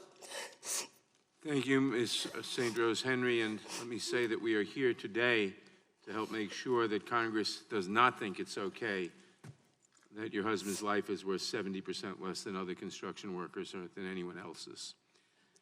I thank you for your testimony. That will help in that goal. Mr. Monell. Good morning, Mr. Chairman and members of the committee. Thank you for allowing me to testify today. My name is Thomas Monell, and I began my career with the Federal Bureau of Investigation on January 3rd, 1980, and retired on May 30th, 2010, as a supervisory special agent, explosive and hazardous device examiner in the explosives unit of the FBI laboratory. In the moments after the Pentagon was attacked, I became what is known as a 9/11 first responder. Just like others sitting with me today, we did our job, and we did it well beyond 100%. We did everything we could do to rescue those that were trapped, and we did everything we could to find those that were missing so their families could have the closure that they desperately needed. Like everyone else here today and all other first responders, I will never forget 9/11, and I always knew it would be with me. What I didn't know was what that would mean some 15 years later to me and my family. On 9/11, I was working at FBI headquarters in Washington, D.C., and after the second plane hit the World Trade Center, I was directed to go to New York City in response to the FBI laboratory. I departed headquarters en route to my residence in Manassas, Virginia, and I was traveling on I-395 South when I was directly across from the Pentagon in stop traffic at approximately 9:37 a.m. I witnessed American Airlines Flight 77 crashing into the Pentagon. I immediately notified our headquarters that a plane had crashed into the Pentagon and immediately responded to the crash site and started lending assistance to victims in the area. FBI agents and members of the evidence response teams from Washington Field Office began arriving very quickly, fully aware that the life-saving and investigative activities that they would undertake in response to this terrorist attack could put their lives in danger. Evidence response teams from Baltimore, Richmond, Norfolk, Charlotte, and Atlanta also deployed to the Pentagon. On August 4th, I was diagnosed with follicular non-Hodgkin's lymphoma. I was certified by the World Trade Center Health Program and received excellent care and regular physicals through that excellent program. I am here today to ask Congress why they believe that my life is not worth the same as those that became sick before me, and how my life could be worth more than those that will most certainly become ill after me. It doesn't care who you are, what you did, or when you did it. The guidelines are fair, and based on the exposure and your illness, then the compensation is based on the economic loss and of that particular illness. The Special Master over the years has done a great job on managing a program fairly and equally in the face of illness, death, and despair. Now, because so many people are becoming sick and the funds are running out, the Special Master is being forced to look at cases through different lenses based on when the forms were filed. That means that our lives and illness now have a different value and meaning. I've had the pleasure to come to the Capitol on several occasions now with the Feel Good Foundation to walk the halls of Congress to ask for support for the 9/11 first responders in the Victim Compensation Fund. I have learned that every member in Congress have praised the work of first responders and the 9/11 first responders. I've learned that on September 11th, every member of Congress pauses in remembrance of those that were lost that day and those that we will continue to lose. I have also learned that every member of Congress promises to never forget. I am here to support our colleagues that have become sick in the past and those that will become sick in the future. There are people in this room right now that will become sick from their 9/11 exposure and die. Their families will need the support beyond the words, never forget. Congress has the ability to fix this problem. Nearly every FBI evidence response team in the country deployed to one of the attack sites to sift through thousands of contaminated debris looking for any shred of evidence that may lend assistance in this investigation. Passport fragments were found of the hijackers to include the knives that were actually used in the attacks were recovered from crash sites. This shows the extreme dedication the workers had while sifting through contaminated debris, knowing all along that this could possibly affect their health. Many thousands of Americans, first responders, firefighters, police officers, and volunteers have been diagnosed with severe health conditions, including cancer, in the wake of the attacks. Knowing the type of individuals that sacrifice their health, and in many cases their lives, they would all do the same job all over again for this country. This is a nationwide issue, and it must be fixed by our leaders in Congress together, as there are no state lines for a 9/11 illness. Thank you for your time. Thank you, Mr. O'Connell. Good morning. Lieutenant O'Connell. My name is Michael O'Connell, and I'm a retired lieutenant from the New York City Fire Department. want to personally thank Chairman Nadler, Ranking Member Collins, and the committee members for allowing me to be here today at this hearing to tell my story, which is really no different from the thousands of others who suffer from their heroic actions. Today, I can say thank you to the countless selfless heroes, volunteers, survivors, and those affected at the 3 terrorist sites because I get the best health care treatment and I've been compensated by the September 11th Victims Compensation Fund. I was just a 25-year-old probationary firefighter on that beautiful Tuesday morning of the 11th, without a clue as to what was happening. I had just transferred from the NYPD in May of 2001 and was not even graduated from the FDNY Fire Academy on that horrific day. When the towers were struck, I was home on Long Island and immediately raced into Ladder 129 in Flushing, Queens, where I was doing my field training. Within minutes of my arrival, we started to respond to Lower Manhattan. During our response, we were notified of the collapse of the South Tower of the World Trade Center, and a fellow firefighter turned to me and said, "Do you realize how many guys we just lost?" The truth was, I didn't have a clue, but I would learn quickly. Upon arrival, we went to work right away in the war zone, later known as Ground Zero. We were given many tasks and tried our best to search for human life, but unfortunately, we weren't very successful. Countless hours we spent digging by hand. To this day, there is really only one memory etched into my brain, and one that still haunts me to this day and every night. As firefighters, we wear Scott packs that are equipped with pass alarms. Pass alarms are meant to go off when a firefighter is laid motionless, making a screeching sound so you can go find them. Well, for the first few minutes of our arrival and the countless hours that passed, that's all we heard. That was our brothers trapped beneath a pile of concrete and steel, and we cannot get to them. It is a difficult memory, but one that keeps me going. It reminds me that those men and women who gave their lives that day were selfless, and I try my best to live my life to that standard every day. In the midst of the chaos and loss of life, I can tell you that there's another thought that I had. I would not want to be anywhere else in the world at that moment. We were there to help, and I was part of something that showed the world that we would not back down to anyone. We helped bring closure to families that just wanted something tangible, some part that remained to bury. Now it is your turn.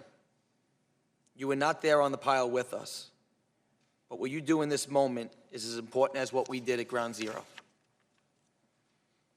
I had worked the pile for days and weeks that followed, with very little protection in the dust cloud, and I would later pay the ultimate price. The change came on January 1st of 2007 when I woke up and instantly knew something was wrong. I couldn't get out of bed, and it felt like somebody came into the room that night and beat me up with a baseball bat. My ankles, my legs, my feet were so swollen it made it difficult to even walk to the car to get to the doctor. I was put through a series of tests, and from what the doctors had seen, the prognosis did not look good. My wife, Rebecca, who was 6 months pregnant with our first child, was escorted to a conference room where a team of doctors waited for us to give us the news and told us that this looked like an advanced case of lymphoma and that I most likely didn't have much time to live. At this point, all I wanted to do was make it long enough to see the birth of my first child. It's obvious since I'm testifying here today, and by the grace of God, I'm able to be here to tell my story.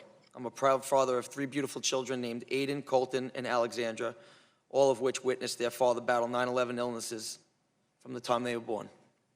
I was very fortunate that the original prognosis was wrong. I was actually diagnosed with a rare autoimmune disease called sarcoidosis.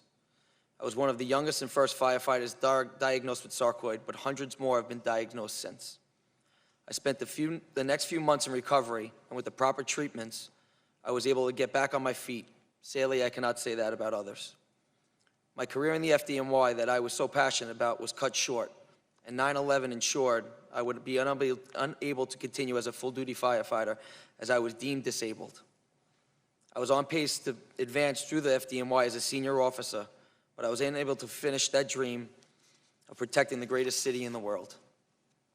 I ask you all respectfully, how is it fair that I was duly compensated, but others that are now sick and dying from their exposure will not be? It seems unfair that I was lucky enough to get sick, but lucky that I got sick early enough so that I could avoid potential cut, or worse, having no VCF as of December 2020. How is my family financially safe for a lifetime, but the families of those not diagnosed are left hanging? These people are getting sick 18 years later and are not going to receive the same benefits as those who got sick before them because they are unlucky to get sick at a time when the VCF is running out of funds. I speak today in tribute to the 343 firefighters, the 23 NYPD, and the 37 Port Authority police officers that didn't make it out on September 11, 2001, and to the thousands who are still sick and who are dying, and especially for my brother Ray Pfeiffer from the FDNY, who is no longer with us.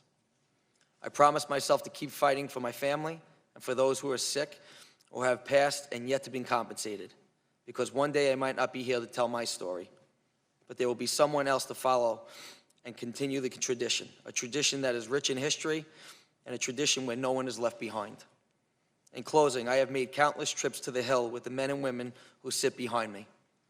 We came together to join forces on the Feel Good Foundation team from all walks of life: cops, firefighters, construction workers, correction officers, civilians, lawyers, students, widows, with one common goal.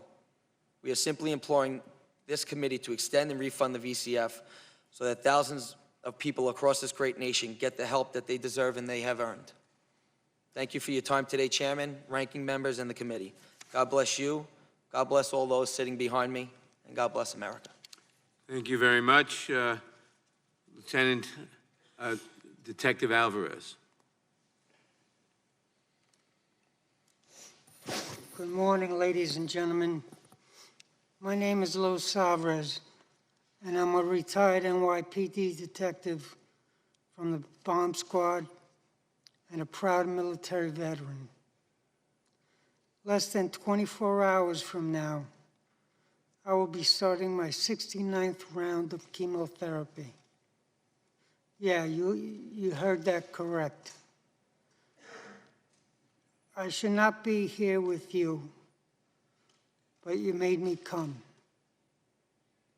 You made me come because I will not stand by and watch as my friends with cancer from 9/11, like me, are valued less than anyone else because of when they get sick, they die. I have been lucky enough to have had 68 rounds of chemo. Yeah, you heard me right, 68 rounds. Many others haven't had the opportunity to have 5, and some have had none. Their families would love to have time with them that made mine have time with me, because I have been lucky enough to have the pain and suffering of 69 rounds of chemo and countless other treatments and surgeries.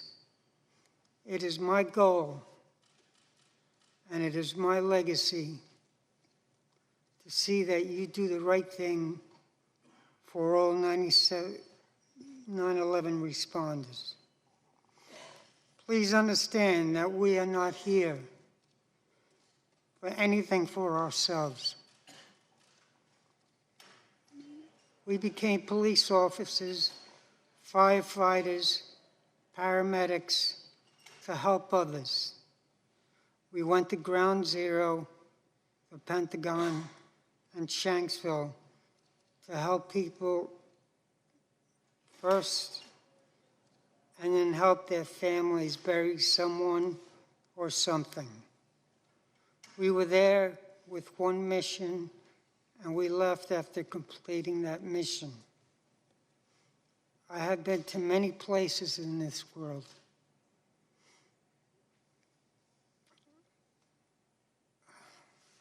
Excuse me. And done many things. But I can tell you that I did not want to be anywhere else but Ground Zero when I was there. We were part of showing the world that we would never back down from terrorism and that we could all work together. No races, no colors, no politics. Now that the 9/11 illnesses have taken many of us,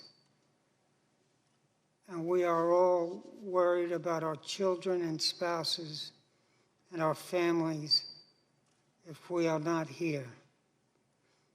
The VCF has done a wonderful job and treated my family with greatest respect. But my life isn't worth more than the next responder to get cancer. My family needs are not worth less than any others who have already died. This fund is not a ticket to paradise. It is there to provide for our families when we can't. Nothing more. You all said you would never forget. Well, I'm here to make sure that you don't. You made me come down here the day before my 69th round of chemo.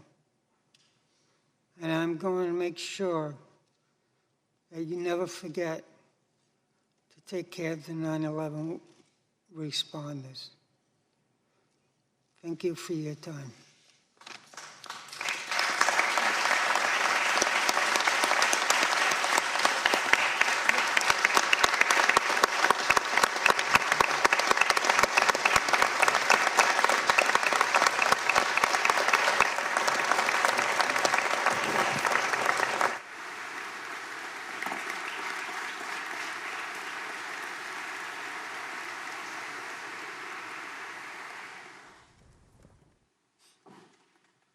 Thank you, Detective Alvarez.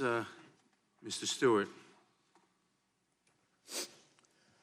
I want to thank Mr. Collins and Mr. Nadler for putting this together, but as I sit here today, I can't help but think what an incredible metaphor this room is for the entire process that getting health care and benefits for 9/11 first responders has come to. Behind me, a filled room of 9/11 first responders, and in front of me, a nearly empty Congress. Sick and dying, they brought themselves down here to speak to no one. It's shameful. It's an embarrassment to the country, and it is a stain on this institution. And you should be ashamed of yourselves for those that aren't here, but you won't be. Because accountability doesn't appear to be something that occurs in this chamber. We don't want to be here. Lou doesn't want to be here. None of these people want to be here. But they are, and they're not here for themselves. They're here to continue fighting for what's right.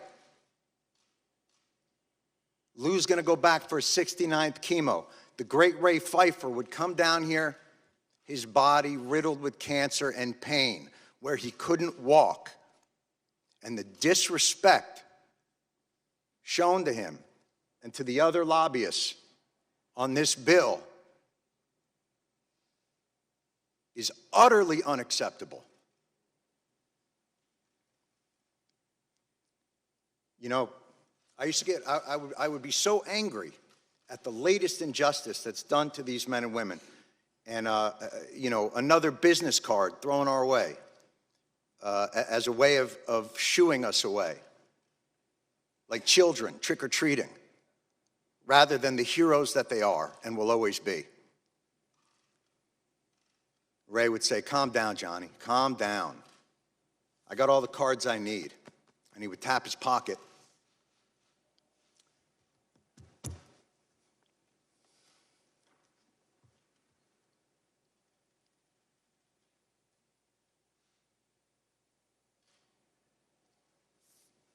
Where he kept the prayer cards of 343 firefighters.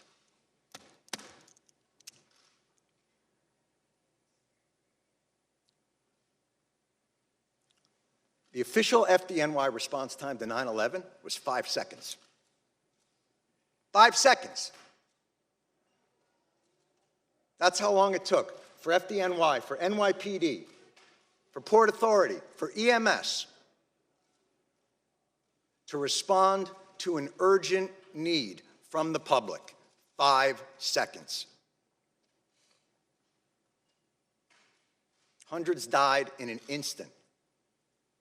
Thousands more poured in to continue to fight for their brothers and sisters.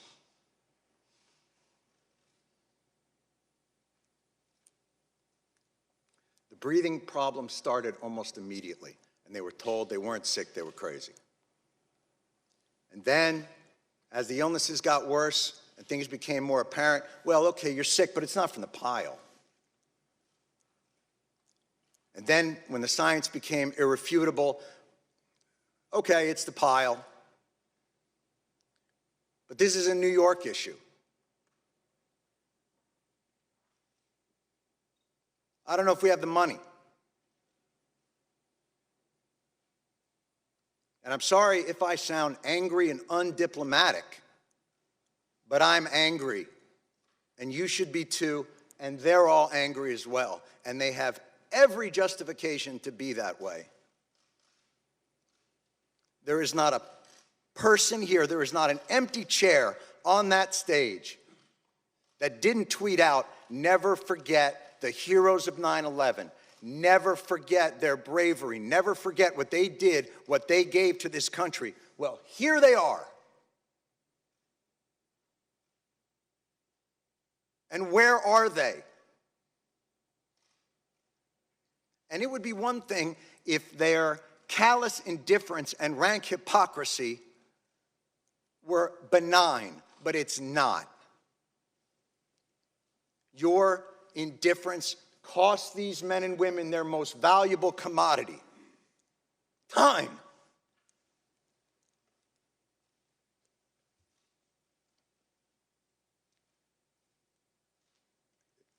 It's the one thing they're running out of. This should be flipped. This hearing should be flipped. These men and women should be up on that stage, and Congress should be down here answering their questions as to why this is so damn hard and takes so damn long. And why, no matter what they get, something's always pulled back, and they got to come back. Mr. Johnson, you made a point earlier, and it was one that we have heard over and over again in these halls, and I couldn't help but to answer to it, which was, you said, look, you know, you guys are obviously heroes, and 9/11 was a big deal, but, you know, we have a lot of stuff here to do, and, you know, we got to make sure there's money for a variety of disasters, hurricanes and tornadoes, but this wasn't a hurricane, and this wasn't a tornado, and by the way, that's your job anyway. We can't fund these programs, you can. Setting aside that no American in this country should face financial ruin because of a health issue. Certainly 9/11 first responders shouldn't have to decide whether to live or to have a place to live. And the idea that you can only give them 5 more years of the VCF because you're not quite sure what's going to happen 5 years from now, well, I can tell you, I'm pretty sure what's going to happen 5 years from now. More of these men and women are going to get sick, and they are going to die. And I am awfully tired of hearing that it's a 9/11 New York issue. Al-Qaeda didn't shout death to Tribeca. They attacked America, and these men and women, and their response to it is what brought our country back. It's what gave a reeling nation a solid foundation to stand back upon, to remind us of why this country is great, of why this country is worth fighting for, and you are ignoring them.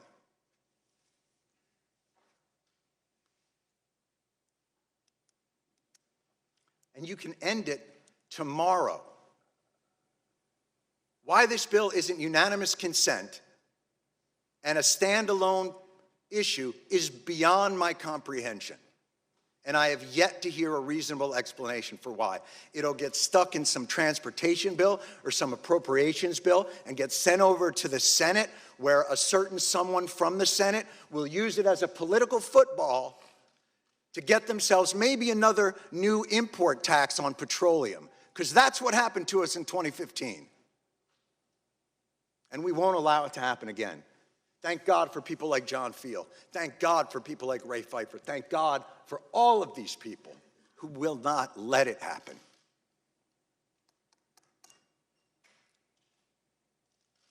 They responded in 5 seconds. They did their jobs with courage, grace, tenacity, humility. 18 years later, do yours. Thank you.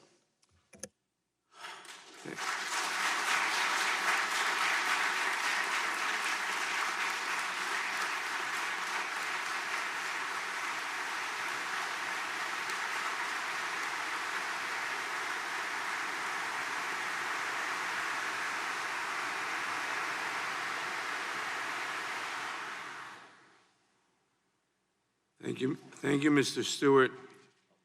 We'll now proceed under the 5-minute rule with questions. I'll begin by recognizing myself for 5 minutes. Ms. Bhattacharya, what are some of the factors that have led to the increase in the number of claims that the VCF has seen over the last year, and how should these factors inform Congress's decision-making as it determines whether and how best to reauthorize the VCF? Thank you, Mr. Chairman. I appreciate the question. There have been, I think, 4 major changes in the VCF over the last few years from what Congress saw when it last reauthorized this bill in 2015 and allocated the $7.375 billion. The first is that the total number of claims that have been filed has increased significantly. In the first 5 years of the fund, from 2011 to 2016, we had just over 19,000 compensation forms filed. In the last 2.5 years, we've received 28,000 more. And the reasons for those, I think, are 3. The first is that there is a significant increase in the number of claims being filed on behalf of victims who have died as a result of their 9/11 related conditions. As we get further away from the attacks, but as the seriousness of the illnesses become more apparent, we see more and more of these claims. At the end of 2015, we had just 600 deceased claims. We now have well over 2,000 of them. The second thing is that the number of claimants with cancer conditions continues to increase. We have found over 8,800 claimants eligible because of a cancer condition, and we have made over 7,500 awards due to cancers. In 2015, we had seen only a fraction of that number. And the third is that we are seeing a substantial increase in claims filed by the survivor community, those who lived, worked, or went to school in the area. In the first 5 years of the program, survivor claims were just 14% of the awards that were made. Now they account for almost 40% of the claims that are being filed. And we think that's due to 2 things. The first are the increase in cancer rates, and the second is that the VCF suffered from a significant information gap in the early years of the program.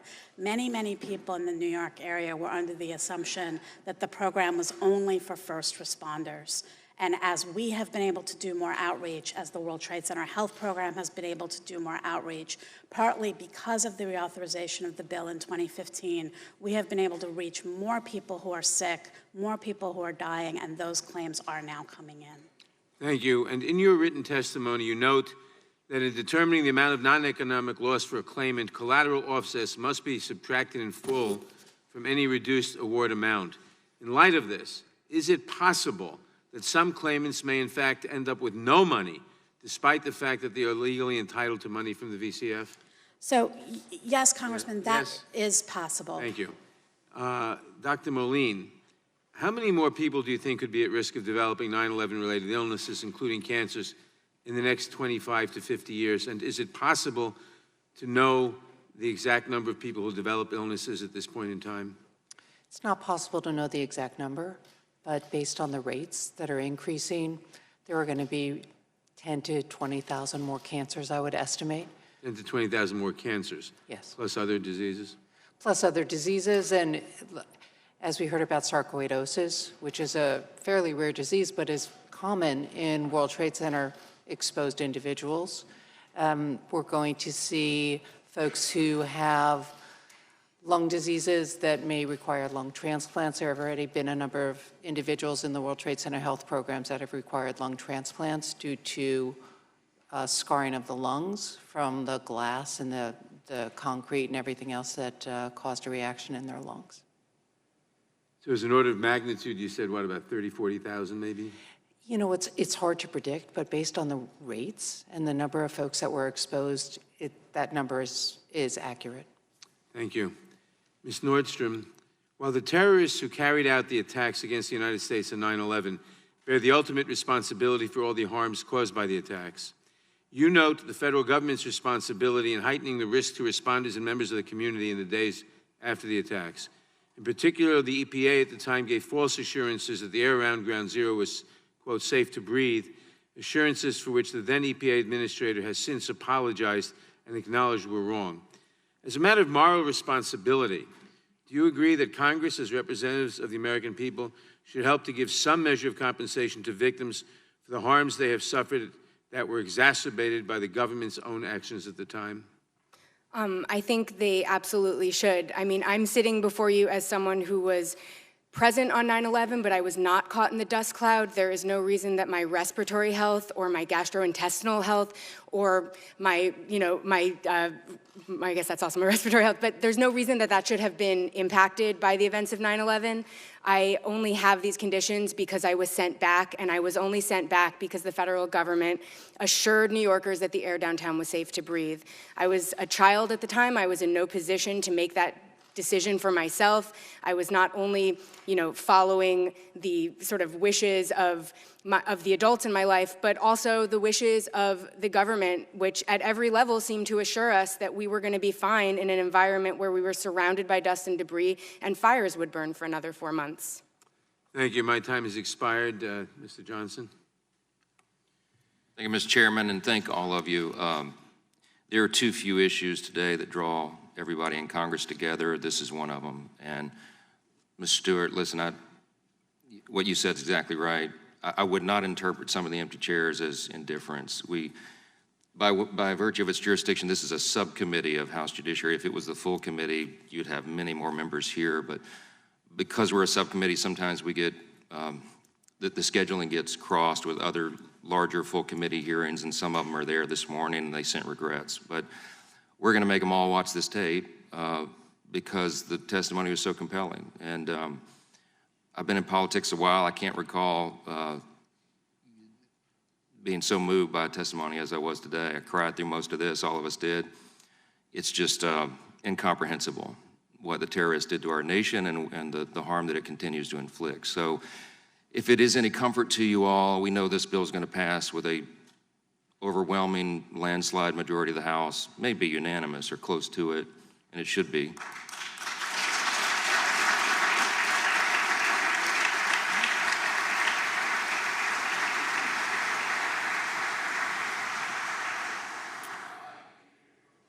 Yeah, I will.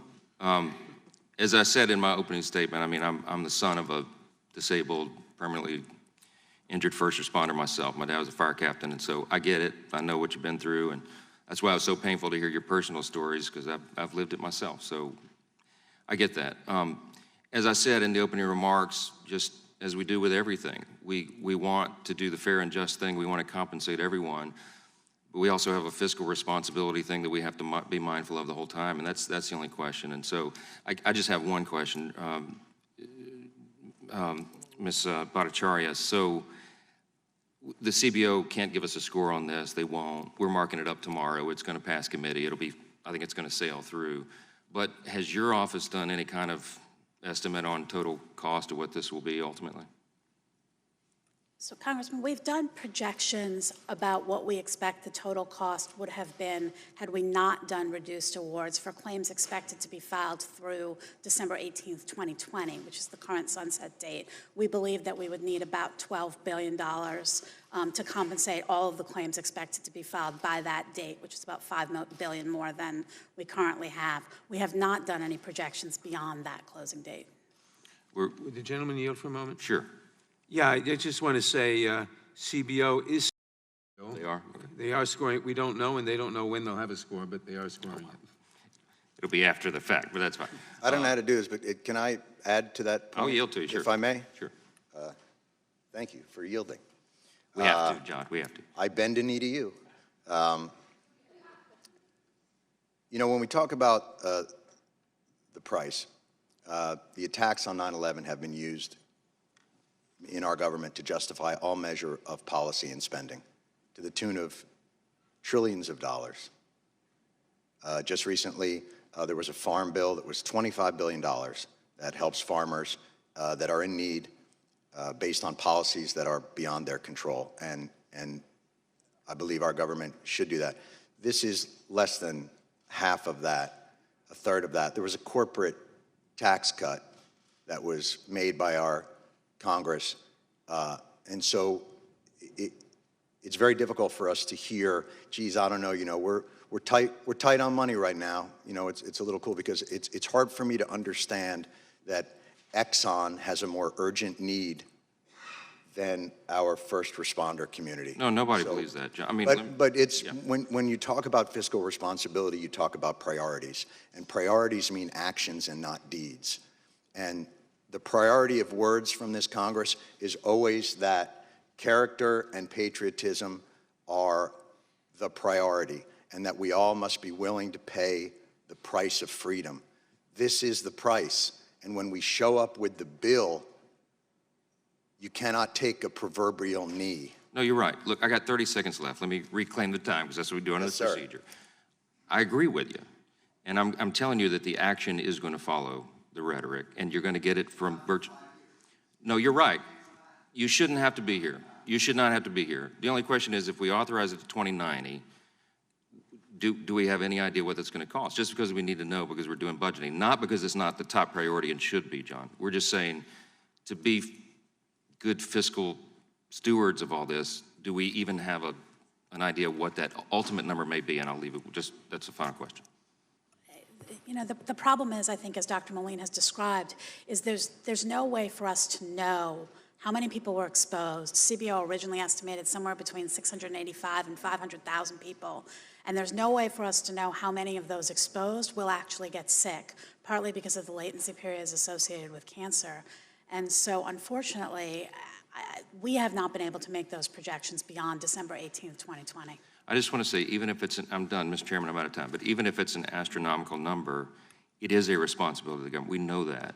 The question is, can we just figure out what that number is? And that's it. Now, I'll yield back. I'm out of time. Thank you all. I thank the gentleman for yielding back. Let me just point out, on time I will assume, the terrorists declared war on us. When we declare war on somebody, whether it's Japan in 1941 or Al-Qaeda now, we don't have a cost estimate. We don't have a time estimate. We don't have a cost estimate. We just say we have to do it. And we'll have some sort of cost estimate. It may not be accurate. Who knows? I mean, when you're talking about, but this is part of a war that was declared on us, and we have to do it. And the cost estimate may follow, may not. CBO will guess. They will give us a cost. It'll be a pure guess. I don't know how accurate that'll be. They don't know either. But it doesn't matter. This is part of a war, and it's part of something we have to do, and we'll do it. The gentleman from Tennessee, the chairman of the subcommittee, Mr. Cohen. Thank you, Mr. Chair. I appreciate each and every one of you who have worked on this issue and worked at 9/11. Your testimony, Mr. Alvarez, Lieutenant McConnell, everybody here has been touching. It's told a story. It will be relayed to members of Congress and to the public through the media and through word of mouth. This is an American tragedy. It was an attack on America, and You did your jobs. Thank you. The New York Fire Department is an institution that I think we all in America hold in high regard. NYFD hats are everywhere because people respect what the fire department did going into those towers and sacrificing their lives and continuing to go through the debris and look for survivors. So it will be done. Mr. Johnson well expressed the fact that we'll pass this bill and we will get it done. I'm going to defend an institution that is sometimes not easy to defend, but is the bulwark of democracy, and that's the United States Congress. And the United States Congress is a good body that represents people in their districts and comes together. It doesn't always come together and express itself in policies that I agree with, and I don't get everything I want, but you get something. You work together. This is a subcommittee of a committee. My subcommittee, every single member on my side, which is 8 of us, have been here today. Some, like Ms. Garcia said, I have a financial services committee. We have other committees at the same time. Some members are in their offices visiting with constituents, or they may be watching on television because this is broadcast. But the subcommittee is only 8 members, including Mr. Nadler, who's ex officio of all the subcommittees on my side, and I think 5 on Mr. Johnson's side. And I know Mr. Collins was here, and he's a sponsor of the bill. Our attendance was pretty good. All these empty chairs, that's because it's for the full committee. It's not because of disrespect or lack of attention to you. That's not true. And we will respond, and we will see that this is funded. Now, Mr. Stewart, I appreciate what you've done and what you do and what you said. But the Congress will respond in spite of the fact that we spent trillions of dollars on tax breaks for corporations and the wealthiest people in this country, many of whom are on the Upper East Side, many of whom are living in expensive, expensive places and didn't need the tax cut. That's where the money should be. And there's a lot of money that ought to go into research on diseases and the National Institutes of Health to keep all of us alive that we're not giving because we're spending it on defense projects, some of which are not necessary because they're being spent for the producers of the weapons and not to defend America. We need budget priorities and budget sense, but it comes together in a majority. And there is an issue that Mr. Johnson raises about fiscal responsibility. We gave it away last year when we passed that tax bill. We gave the upper 0.5% monies they didn't need. People who you were fighting to protect and work for. So, I'm not happy with Congress with that bill. I voted against it. I call it a tax scam, and I believe it was. But I will work for you, and I will work for people who have sickness and disease and who fight for others and sacrifice themselves and don't make 6-figure salaries, because we need to look upon people who are just getting from day to day and trying to help others, and the police and the fire departments do that. And Mr. Alvarez, thank you so much for being here, and God bless you. God bless you, and I yield back the balance of my time.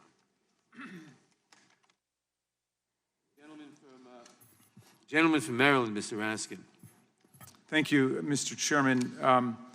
The first thing I want to say is that the title of the legislation is Never Forget the Heroes, Permanent Authorization of the 9/11 Victim Compensation Fund. And I am delighted to be a strong supporter of the legislation, a co-sponsor of the legislation, and I am especially delighted after hearing the incredibly powerful and poignant testimony of our witnesses today that the word permanent is in there, because the people in this room today made a permanent, lifelong commitment to the community of America when they went to rescue, to help, to assist.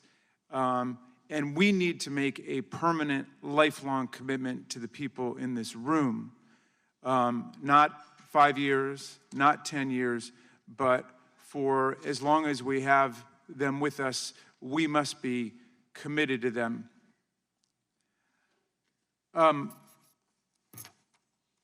Something that Mr. Stewart said reminded me of this essay that I once read by George Orwell, who contrasted patriotism and nationalism. And he said, patriotism is about a true devotion to your community, to your neighbors, to your friends, to your family, to the values, to your Constitution, to the community. That's what patriotism is. Nationalism is just about sinking your individuality into some mythic military hold to go to war against people from other countries. And the people in the room today are real patriots. And we've got to be patriots too, Mr. Chairman. We've got to pass this legislation to demonstrate that we really do take care of our own people, and we are really devoted to the community that is America. Maybe they were victims of misfortune the day that those 18 hijackers, most of them Saudis, pumped up with religious hatred and extremism and zealotry, came to attack our country. So maybe they were victims of misfortune, but if today they're not getting the health care that they need, they are not just victims of misfortune, they are victims of an injustice perpetrated by our government. And life is hard enough on our people with all of the misfortune, with the sickness, the illness, the injury, the accident, that the government should not be compounding the misfortunes of life with the injustice of denying people the health care that they need and that they should be receiving in the richest society that ever existed at the richest moment that it was ever in existence. So we're going to make this happen. Ms. Nordstrom, I want to ask you a question. Your story is very poignant to me. You're describing what happened to school children who were sent back to the neighborhood when it was no longer safe. And now you describe how many of your classmates are coming down with asthma and cancer and fatal diseases, and you've already lost some of them, and I think you described being at your 20th reunion, is that right? Or Not even my 20th not reunion, even. that's in a few years. Okay, but how does America, or how does the city keep track of people in your situation? Who reached out to you? I assume that the fire departments and the police departments have a way of communicating with people, but who's keeping track of people in your situation? That's been incredibly challenging, and one of the reasons that this fund closing, when it does, will really be harmful for us is that a lot of people in my situation are not aware that they qualify for these services. A lot of the coverage of this of these services gets directed at responders, and because of that, a lot of survivors, especially those outside of the city, and we live nationally dispersed. I live in California. I do not live in New York City. I haven't for 12 years. A lot of us don't have local advocates on this issue. There's no local press coverage of this issue. And so there's a large group of people that may already be sick who just aren't aware that these services are available to them, who aren't familiar with how to apply to them. We have really had to rely on word of mouth pretty extensively. And considering that a lot of the students who were present in Lower Manhattan during the cleanup were not actually residents of the neighborhood, Stuyvesant has 3,000 students, and most of them do not live in Lower Manhattan. There is a similarly large high school who also doesn't serve a resident population a couple blocks away. There are a lot of specialized schools in that area. A lot of them do, because a lot of people's parents didn't live in the area, they weren't even informed about these risks. They weren't informed about these services, and so we're still doing the work of reaching out to them now. One final question. This is not a problem that affects only the people in New York. There are people who've left New York or other parts of the country, but also we weren't just hit in New York. We were hit down here in our area at the Pentagon. We were hit in Pennsylvania. But Mr. Stewart, let me come to you, since I know you've been such a zealous advocate for the people in the room. How do we get all of America to understand this is a national problem? This doesn't affect just one isolated community geographically. I'm pretty sure all of America does understand that. I think our problem has been with the part of America that represents America. Our problem has been with the Congress and not with the American people. It's not like the support for this community isn't out there. Our problem has been that there are oftentimes just a lot of excuses. Look, it takes an incredible amount of effort from these men and women to come down here. I've been at this for 10 years with them. John Field's been at it for, I don't know, 14. And they're down here hundreds of times, spending thousands of hours. It's not hard to convince the American people that this is a no-brainer and a worthy cause. Our problem has been in these chambers, and I'm sorry that it's not meant as an attack on the grand institution of democracy. It's meant as a dumbfounded shrug of, I can't understand why this has been so hard and why every time we take one step forward, something gets withheld. We've been to too many funerals, man, too many hospitals, too many hospices, and it's gonna keep going. And I think we're just at the end of the rope. Thank you for your advocacy, Mr. Chairman. I yield back, and I excuse myself only to go to the floor of the House to introduce legislation. Thank you. Thank the gentleman. The gentlelady from Pennsylvania, Ms. Scanlon. Okay. Before I begin, I want to say thank you to all of the witnesses. Thank you for being here. Thank you for sharing your stories. I also want to say that I'm sorry, not just for the loss and the grief that you've endured, and those are obviously profound, but I'm sorry that you have to be here again to plead your case to reauthorize the Victims' Compensation Fund, a decision that, as Mr. Stewart says, should be a no-brainer. This case is, or this cause is close to my heart. I've followed it over the years for a couple reasons. My father-in-law, Red Stewart, was a volunteer firefighter in New Jersey for over 50 years. My brother-in-law is a medic and a lieutenant in a Rhode Island fire department. I've got several other relatives who are sworn police officers. And while I'm not a New Yorker, as a resident of southeastern Pennsylvania, when the terrorist acts on 9/11 occurred, it felt a little bit like we were in the eye of a hurricane, because things were unfolding to the north of us in New York, to the south of us in DC, and to the west of us in Shanksville.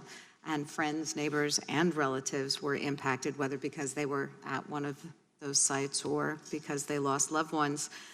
But the shock and horror of those events were really surpassed by the bravery, grace, and humanity of the first responders, many of whom are here, some of whom we lost, and everyday Americans as they responded to that tragedy. So it's that humanity that demands that Congress address this issue once and for all, and that's why I'm a proud co-sponsor of the bill.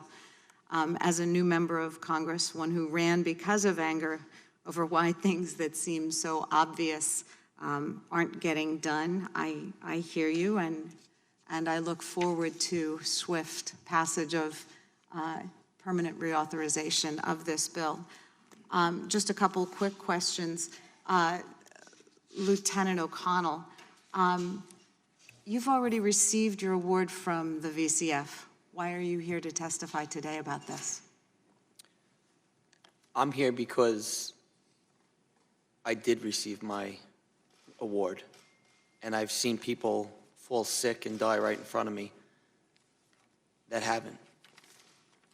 I believe we lost about 20-something people last month, that their families, we have to sit there in front of them, somebody who actually has a wife and 3 children at home, knowing that they're taken care of.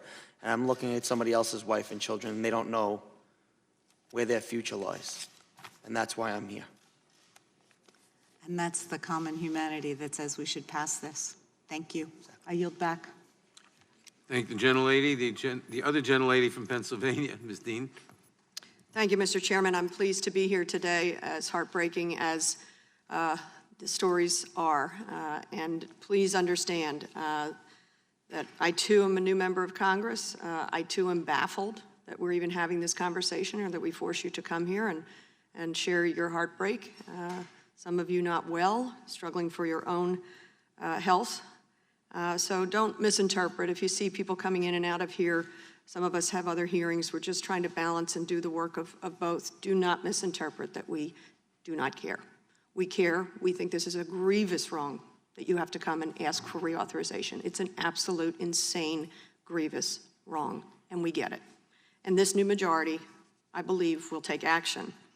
I wanted to start with Ms. Henry. I think you are joined by your children behind you. I see the heartbreak in them and the pictures they carry. And I have to tell you, I was so touched by the way you talked about your husband and how proud he was of his work. Thank you. Isn't that what it's all about? That's what it's all about. Proud American work, cleaning trucks. You said maybe a simple task, but not so simple at all. No. And he gave of himself, all of himself.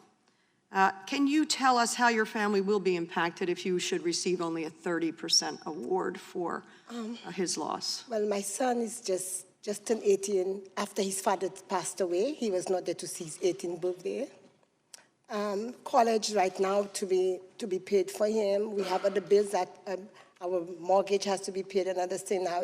He was the breadwinner for the family. Right now, I have to stand in that position where whatever he was coming home with, now we do not have it. What the little I'm making, I have to be careful how I spend it now and make ends meet for our family. Yes, and I keep thinking of what the special master has to go through to try to slice this up and try to be as equitable as possible.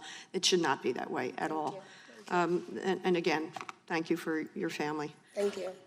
Ms. Nordstrom, I think your testimony is particularly compelling. Can you describe more about what notices you were given, even as young students, or your parents were given, or your teachers were given, about the status of the health in your school? Once we were already back at the school, we received a number of sort of cryptic warnings. We started to get notes home that said, don't drink out of the water fountain, and we were suddenly not allowed to leave the building for lunch, which was a privilege that we had enjoyed before that. And for some reason, it was supposed to be okay that we walked to and from the subway in that same air, but apparently eating lunch was not going to be safe. And as soon as we were back, a sort of contentious discussion broke out about whether we should be there or not. But you know, we didn't really have any agency in that discussion. That was obviously a discussion that was happening between government officials, parents, and teachers at the school. And so we sort of witnessed a lot of information come out late in the game after the Parents Administration started to investigate things. That's, the Parents Administration is who discovered that the air quality at the barge was as bad as the air at Ground Zero in many days. It was the Parents Association that discovered that the carpeting and upholstery in our cafeteria, in our auditorium was contaminated.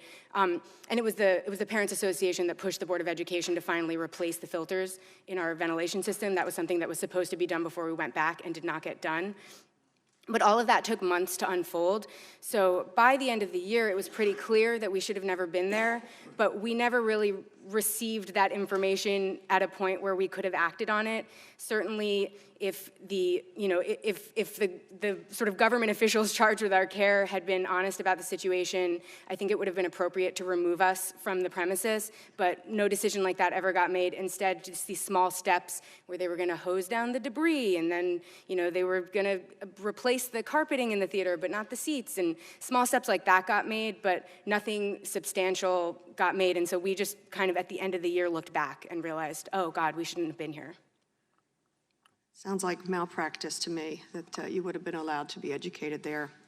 And then Mr. Alvarez, I wish I could talk to all of you. My time is limited, but Mr. Alvarez, I just wanted to offer you my thoughts, prayers, and the strength that you show. It's extraordinary. You represent this audience filled with first responders and volunteers. And I was impressed by you saying you didn't want anything for yourselves. You just wanted to do the work and help others. Yes. I guess, can you just tell me, other than provide full funding, permanent funding, what else would you like us to know? Well, I've been lucky because I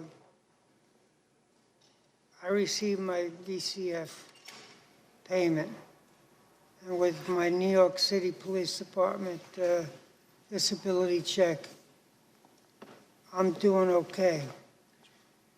But there's others out there who aren't doing okay, who don't have a disability, who count on that money to pay their bills, and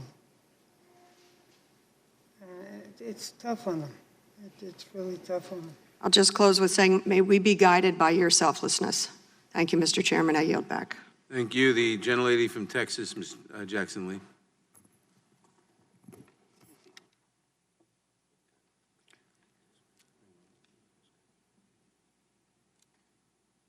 Well, Sheila. I thank the gentleman who just came into the room. Mr. Chairman, thank you very much, and to Mr. Cohen, thank you to the ranking member. I was here on 9/11, and I'm reminded of the immediate work of Jerry Nadler and Carol Maloney and Peter King. My recollection is that I stood with them in the first introduction along with their senators. But I was also here on the day of the incident, frankly, in the United States Capitol. No one knew what was going on. All we heard was screaming and banging on the door, you needed to get out. What a small experience compared to those of you in this room. As we fled as members out of the Capitol, no one had any information. No BlackBerries existed. Flip phones did not work. And as we escaped, shoes falling off, we could see the billowing smoke from the Pentagon the plane had hit. Rumors abounded.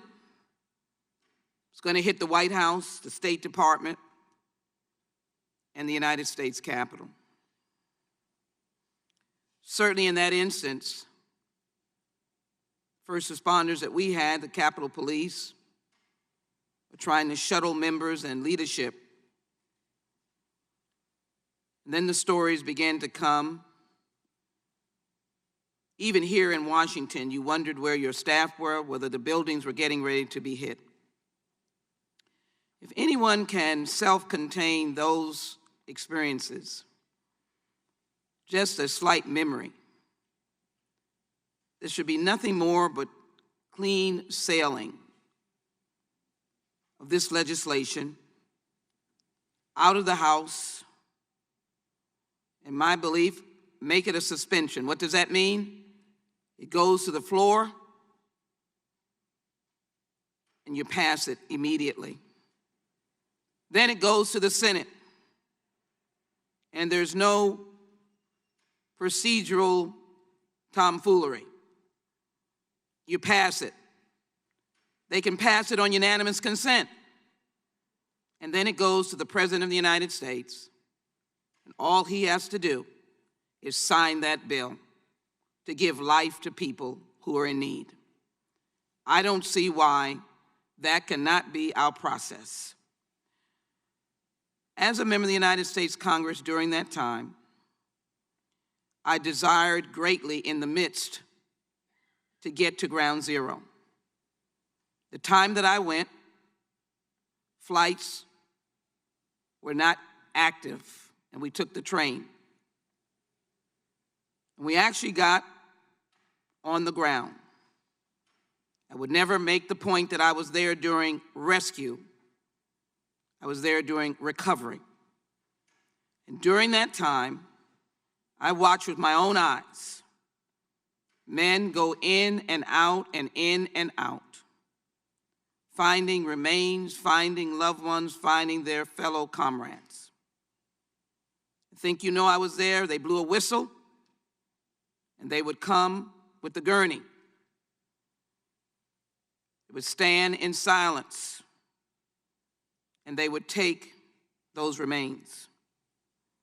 As they did so, you could still see in pockets the smoke and debris.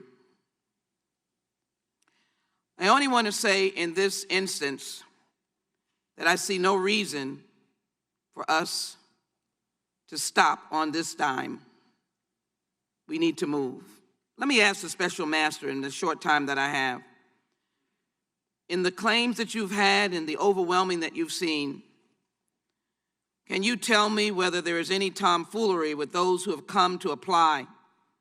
Should we be concerned about the need? Should we question the lieutenant or the FBI director or the mother and wife that is grieving? Should we question any of those? Should we look to Mr. Alvarez and be concerned about anything that he's gone through that is not real? Are you facing the devastation of having to say no to people who are in need? Special Master? Thank you, Congresswoman. The VCF, under the Zadroga Act, has not documented any instance of fraud in a paid claim. We have very robust standards and procedures in place. Obviously, as a component of the Justice Department, we take fraud very seriously. We work very closely with our Inspector General's office to investigate any suspicion of fraud, and we have numerous internal procedures in place, including independent data verification with federal, state, and local entities to provide independent third-party verification of the data that we receive. But we have never documented any instance of fraud in a paid claim. I'm an original co-sponsor of this bill. I want to thank the proponents, as I said. I think that is important to put on the record. Jon Stewart, thank you. I've watched you over the decades. And all I suggest, pass the bill, pass it out of the Senate, give the money, and never let these people look one moment to see that they are not great Americans and patriots and they deserve to be honored. Let's do it now. I yield back. Thank the gentlelady.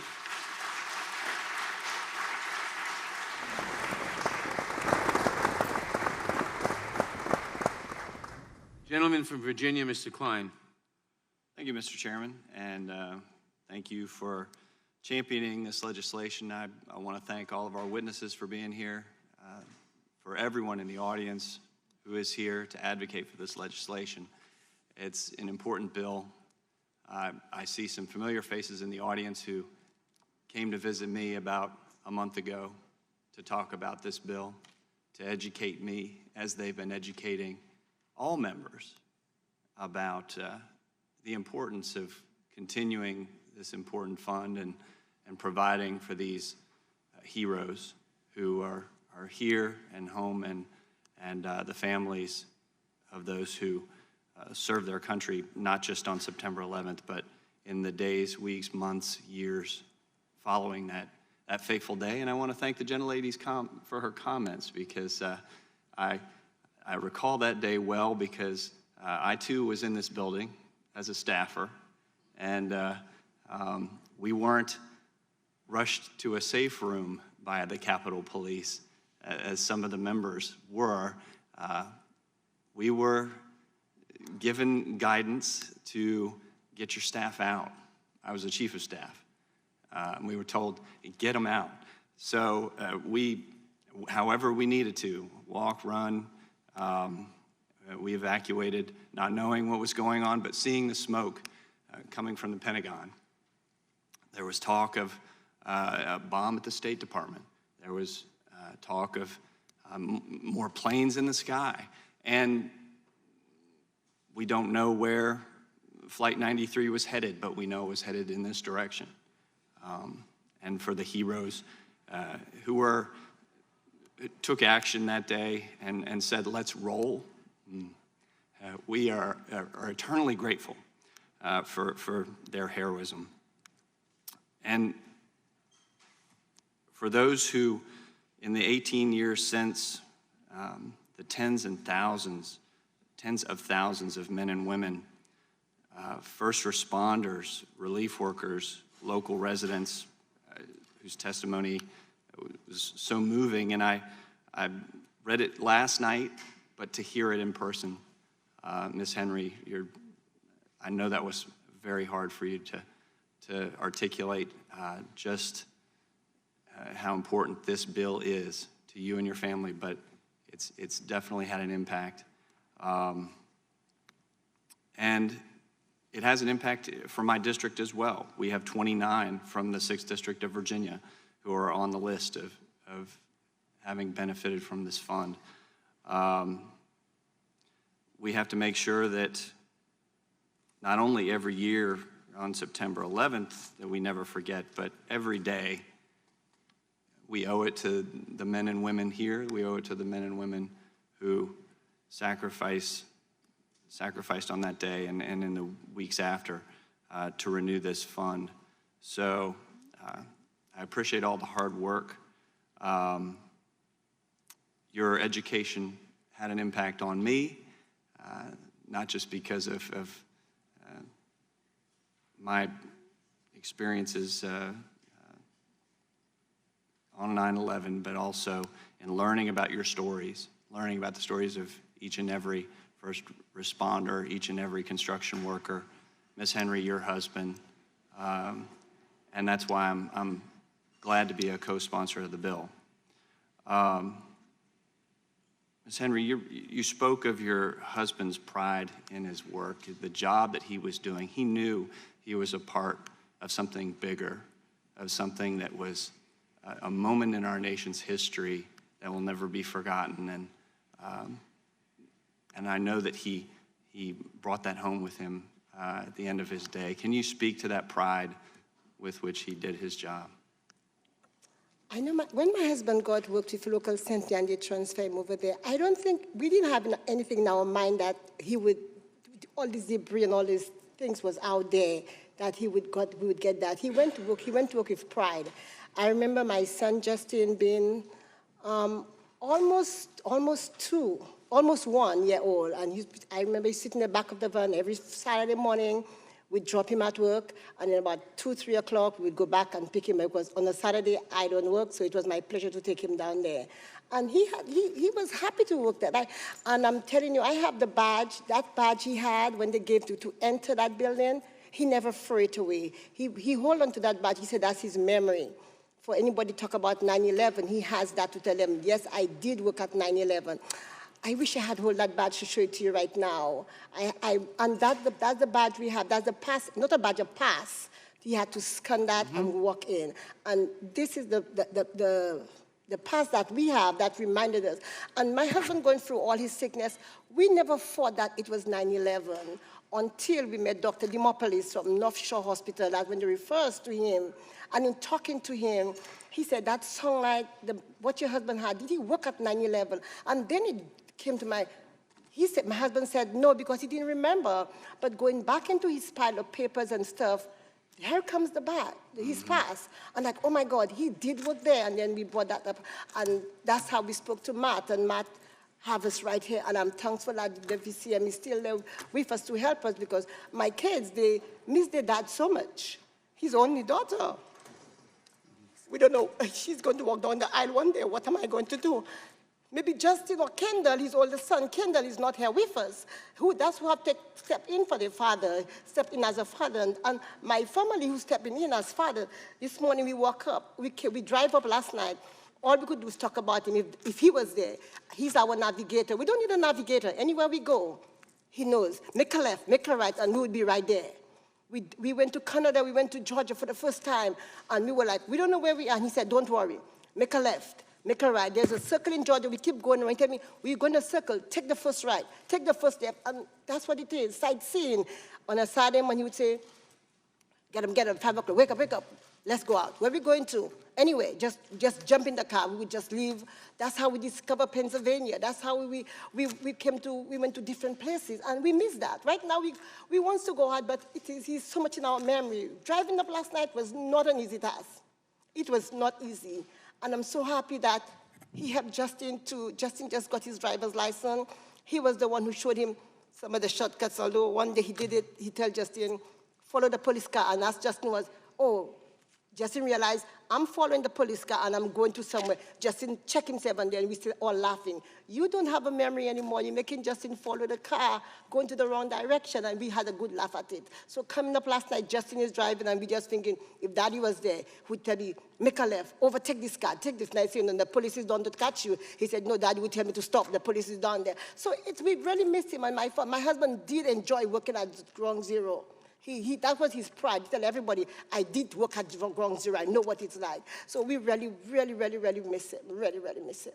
Thank you very much. I hope that we can pass this bill. I appreciate everyone for their testimony today. I'm sorry I wasn't here for each and every one of your testimony. I have another hearing in education and labor, and so we're back and forth. But to each and every one of you who was here, I appreciate your testimony and for all the work you've done. Let's pass this bill. Thank you. Recognize the gentlelady from Texas for unanimous consent request. Yes, Mr. Chairman, thank you. First of all, these are all good people and I think they're all going to be committed to you. I wanted to ask unanimous consent to put in the record an article that said officials demand permanent funding for 9/11 victims, compensation to stem escalating crisis, and I think we hear your cry, and we're going to listen. Ask unanimous consent. Place it in the record. Without objection, the document will be placed in the record. This concludes today's hearing. I want to remind people that tomorrow, tomorrow in this room, we'll have a full committee meeting for the purpose of marking up and reporting to the House floor this bill tomorrow. We will move the bill to the floor tomorrow. We will get this done as quickly as possible, but I do think we will get it done. I want to thank our witnesses. I want to thank all the first responders and others for attending and for all the work that you've done over the years and for your sacrifices. Without objection, all members will have 5 legislative days to submit additional written questions for the witnesses or additional materials for the record. Without objection, the hearing is adjourned.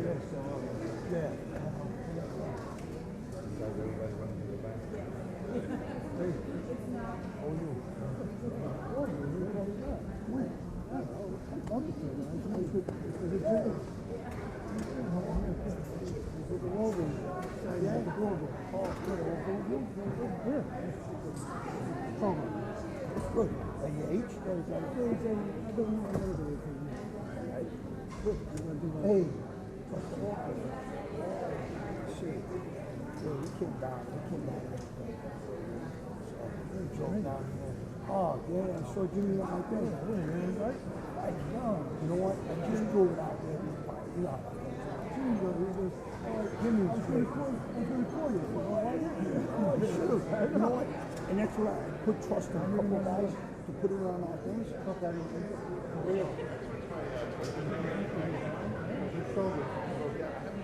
Yeah, good. I didn't know you were. I didn't find out that.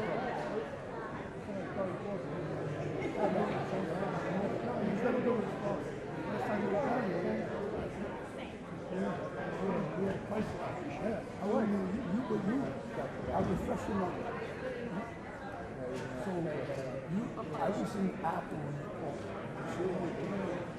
And I said, no, just come back. Yeah, no, first. He said, I'm not going to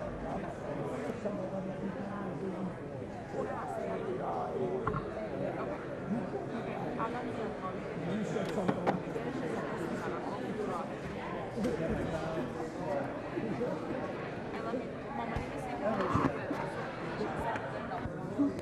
My wife, that's how it is. The truth about it is, it's always like custody. I'm up there. How are you sitting? I said, I didn't know. I said, I don't blame him. He said, he should have seen it.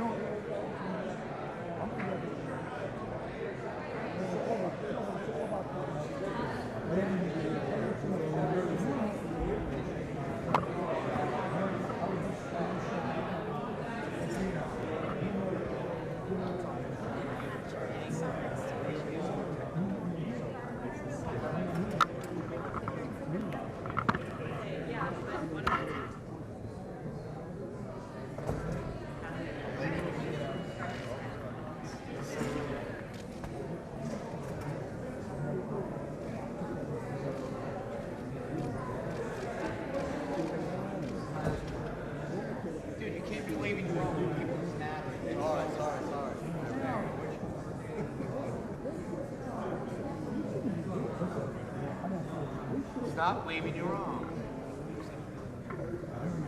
What the?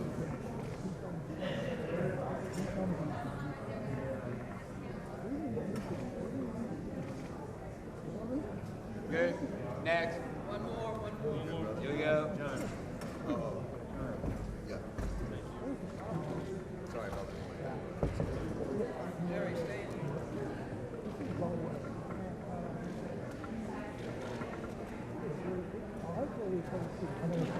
Hey, Rich. We're going to a high school graduation.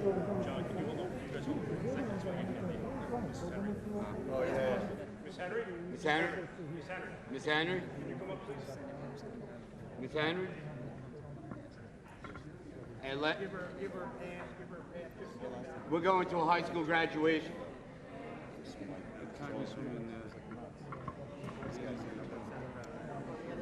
No, come in here. I don't mind being on the other. Yeah, he's all. Where's Mikey? That's my number one. He's Angry Bird.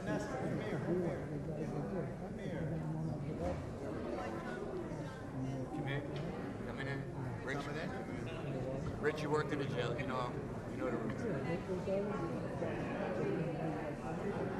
Oh, you mean All right, here we go. Sorry. Come on.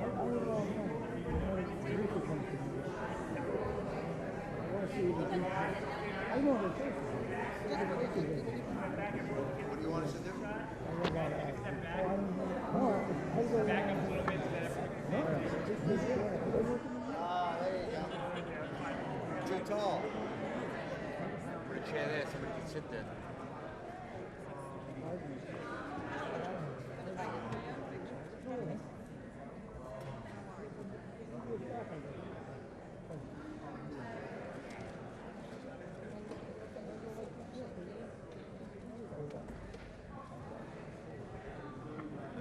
Excuse me, everybody. I'm going to stop taking pictures because I had enough.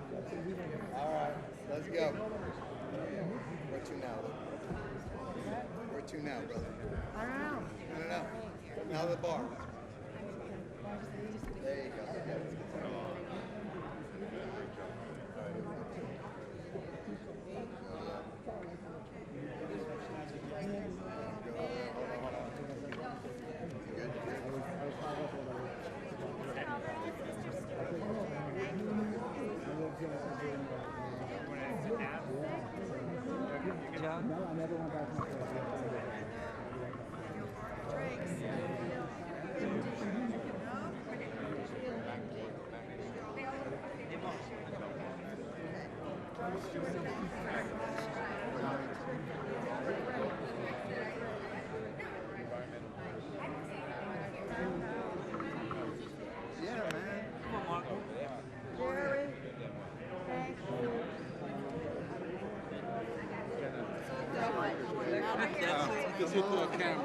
Like this island, baby. Here we go. There we go. Thank you. Sorry. Great job. Thank you. We got that. We got that. Yes. Good job.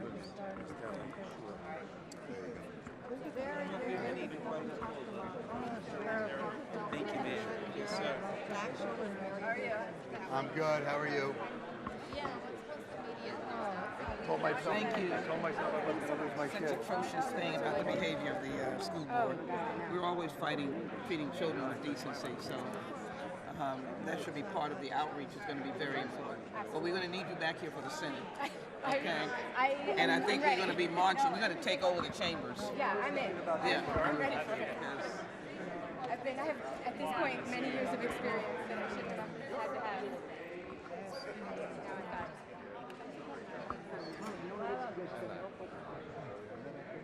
But I don't worry about this not happening. You know, the Stuyvesant graduates.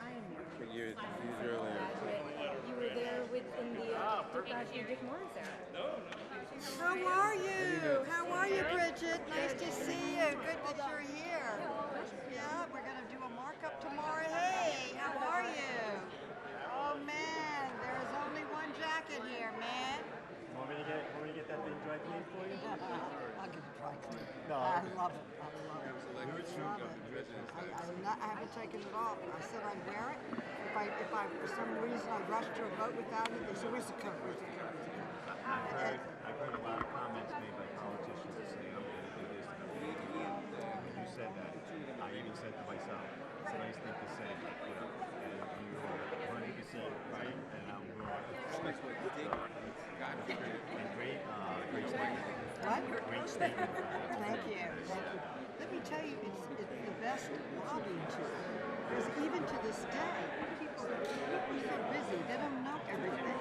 And they come up to me, why are you wearing the coat? You always have it on. And then I say, well, we've got this bill, and it's very important. It's like, you know, so it has me talking about it all day long because everybody's asking me about it. Great job. Put it on shirt. Great job. Right? Oh, my God.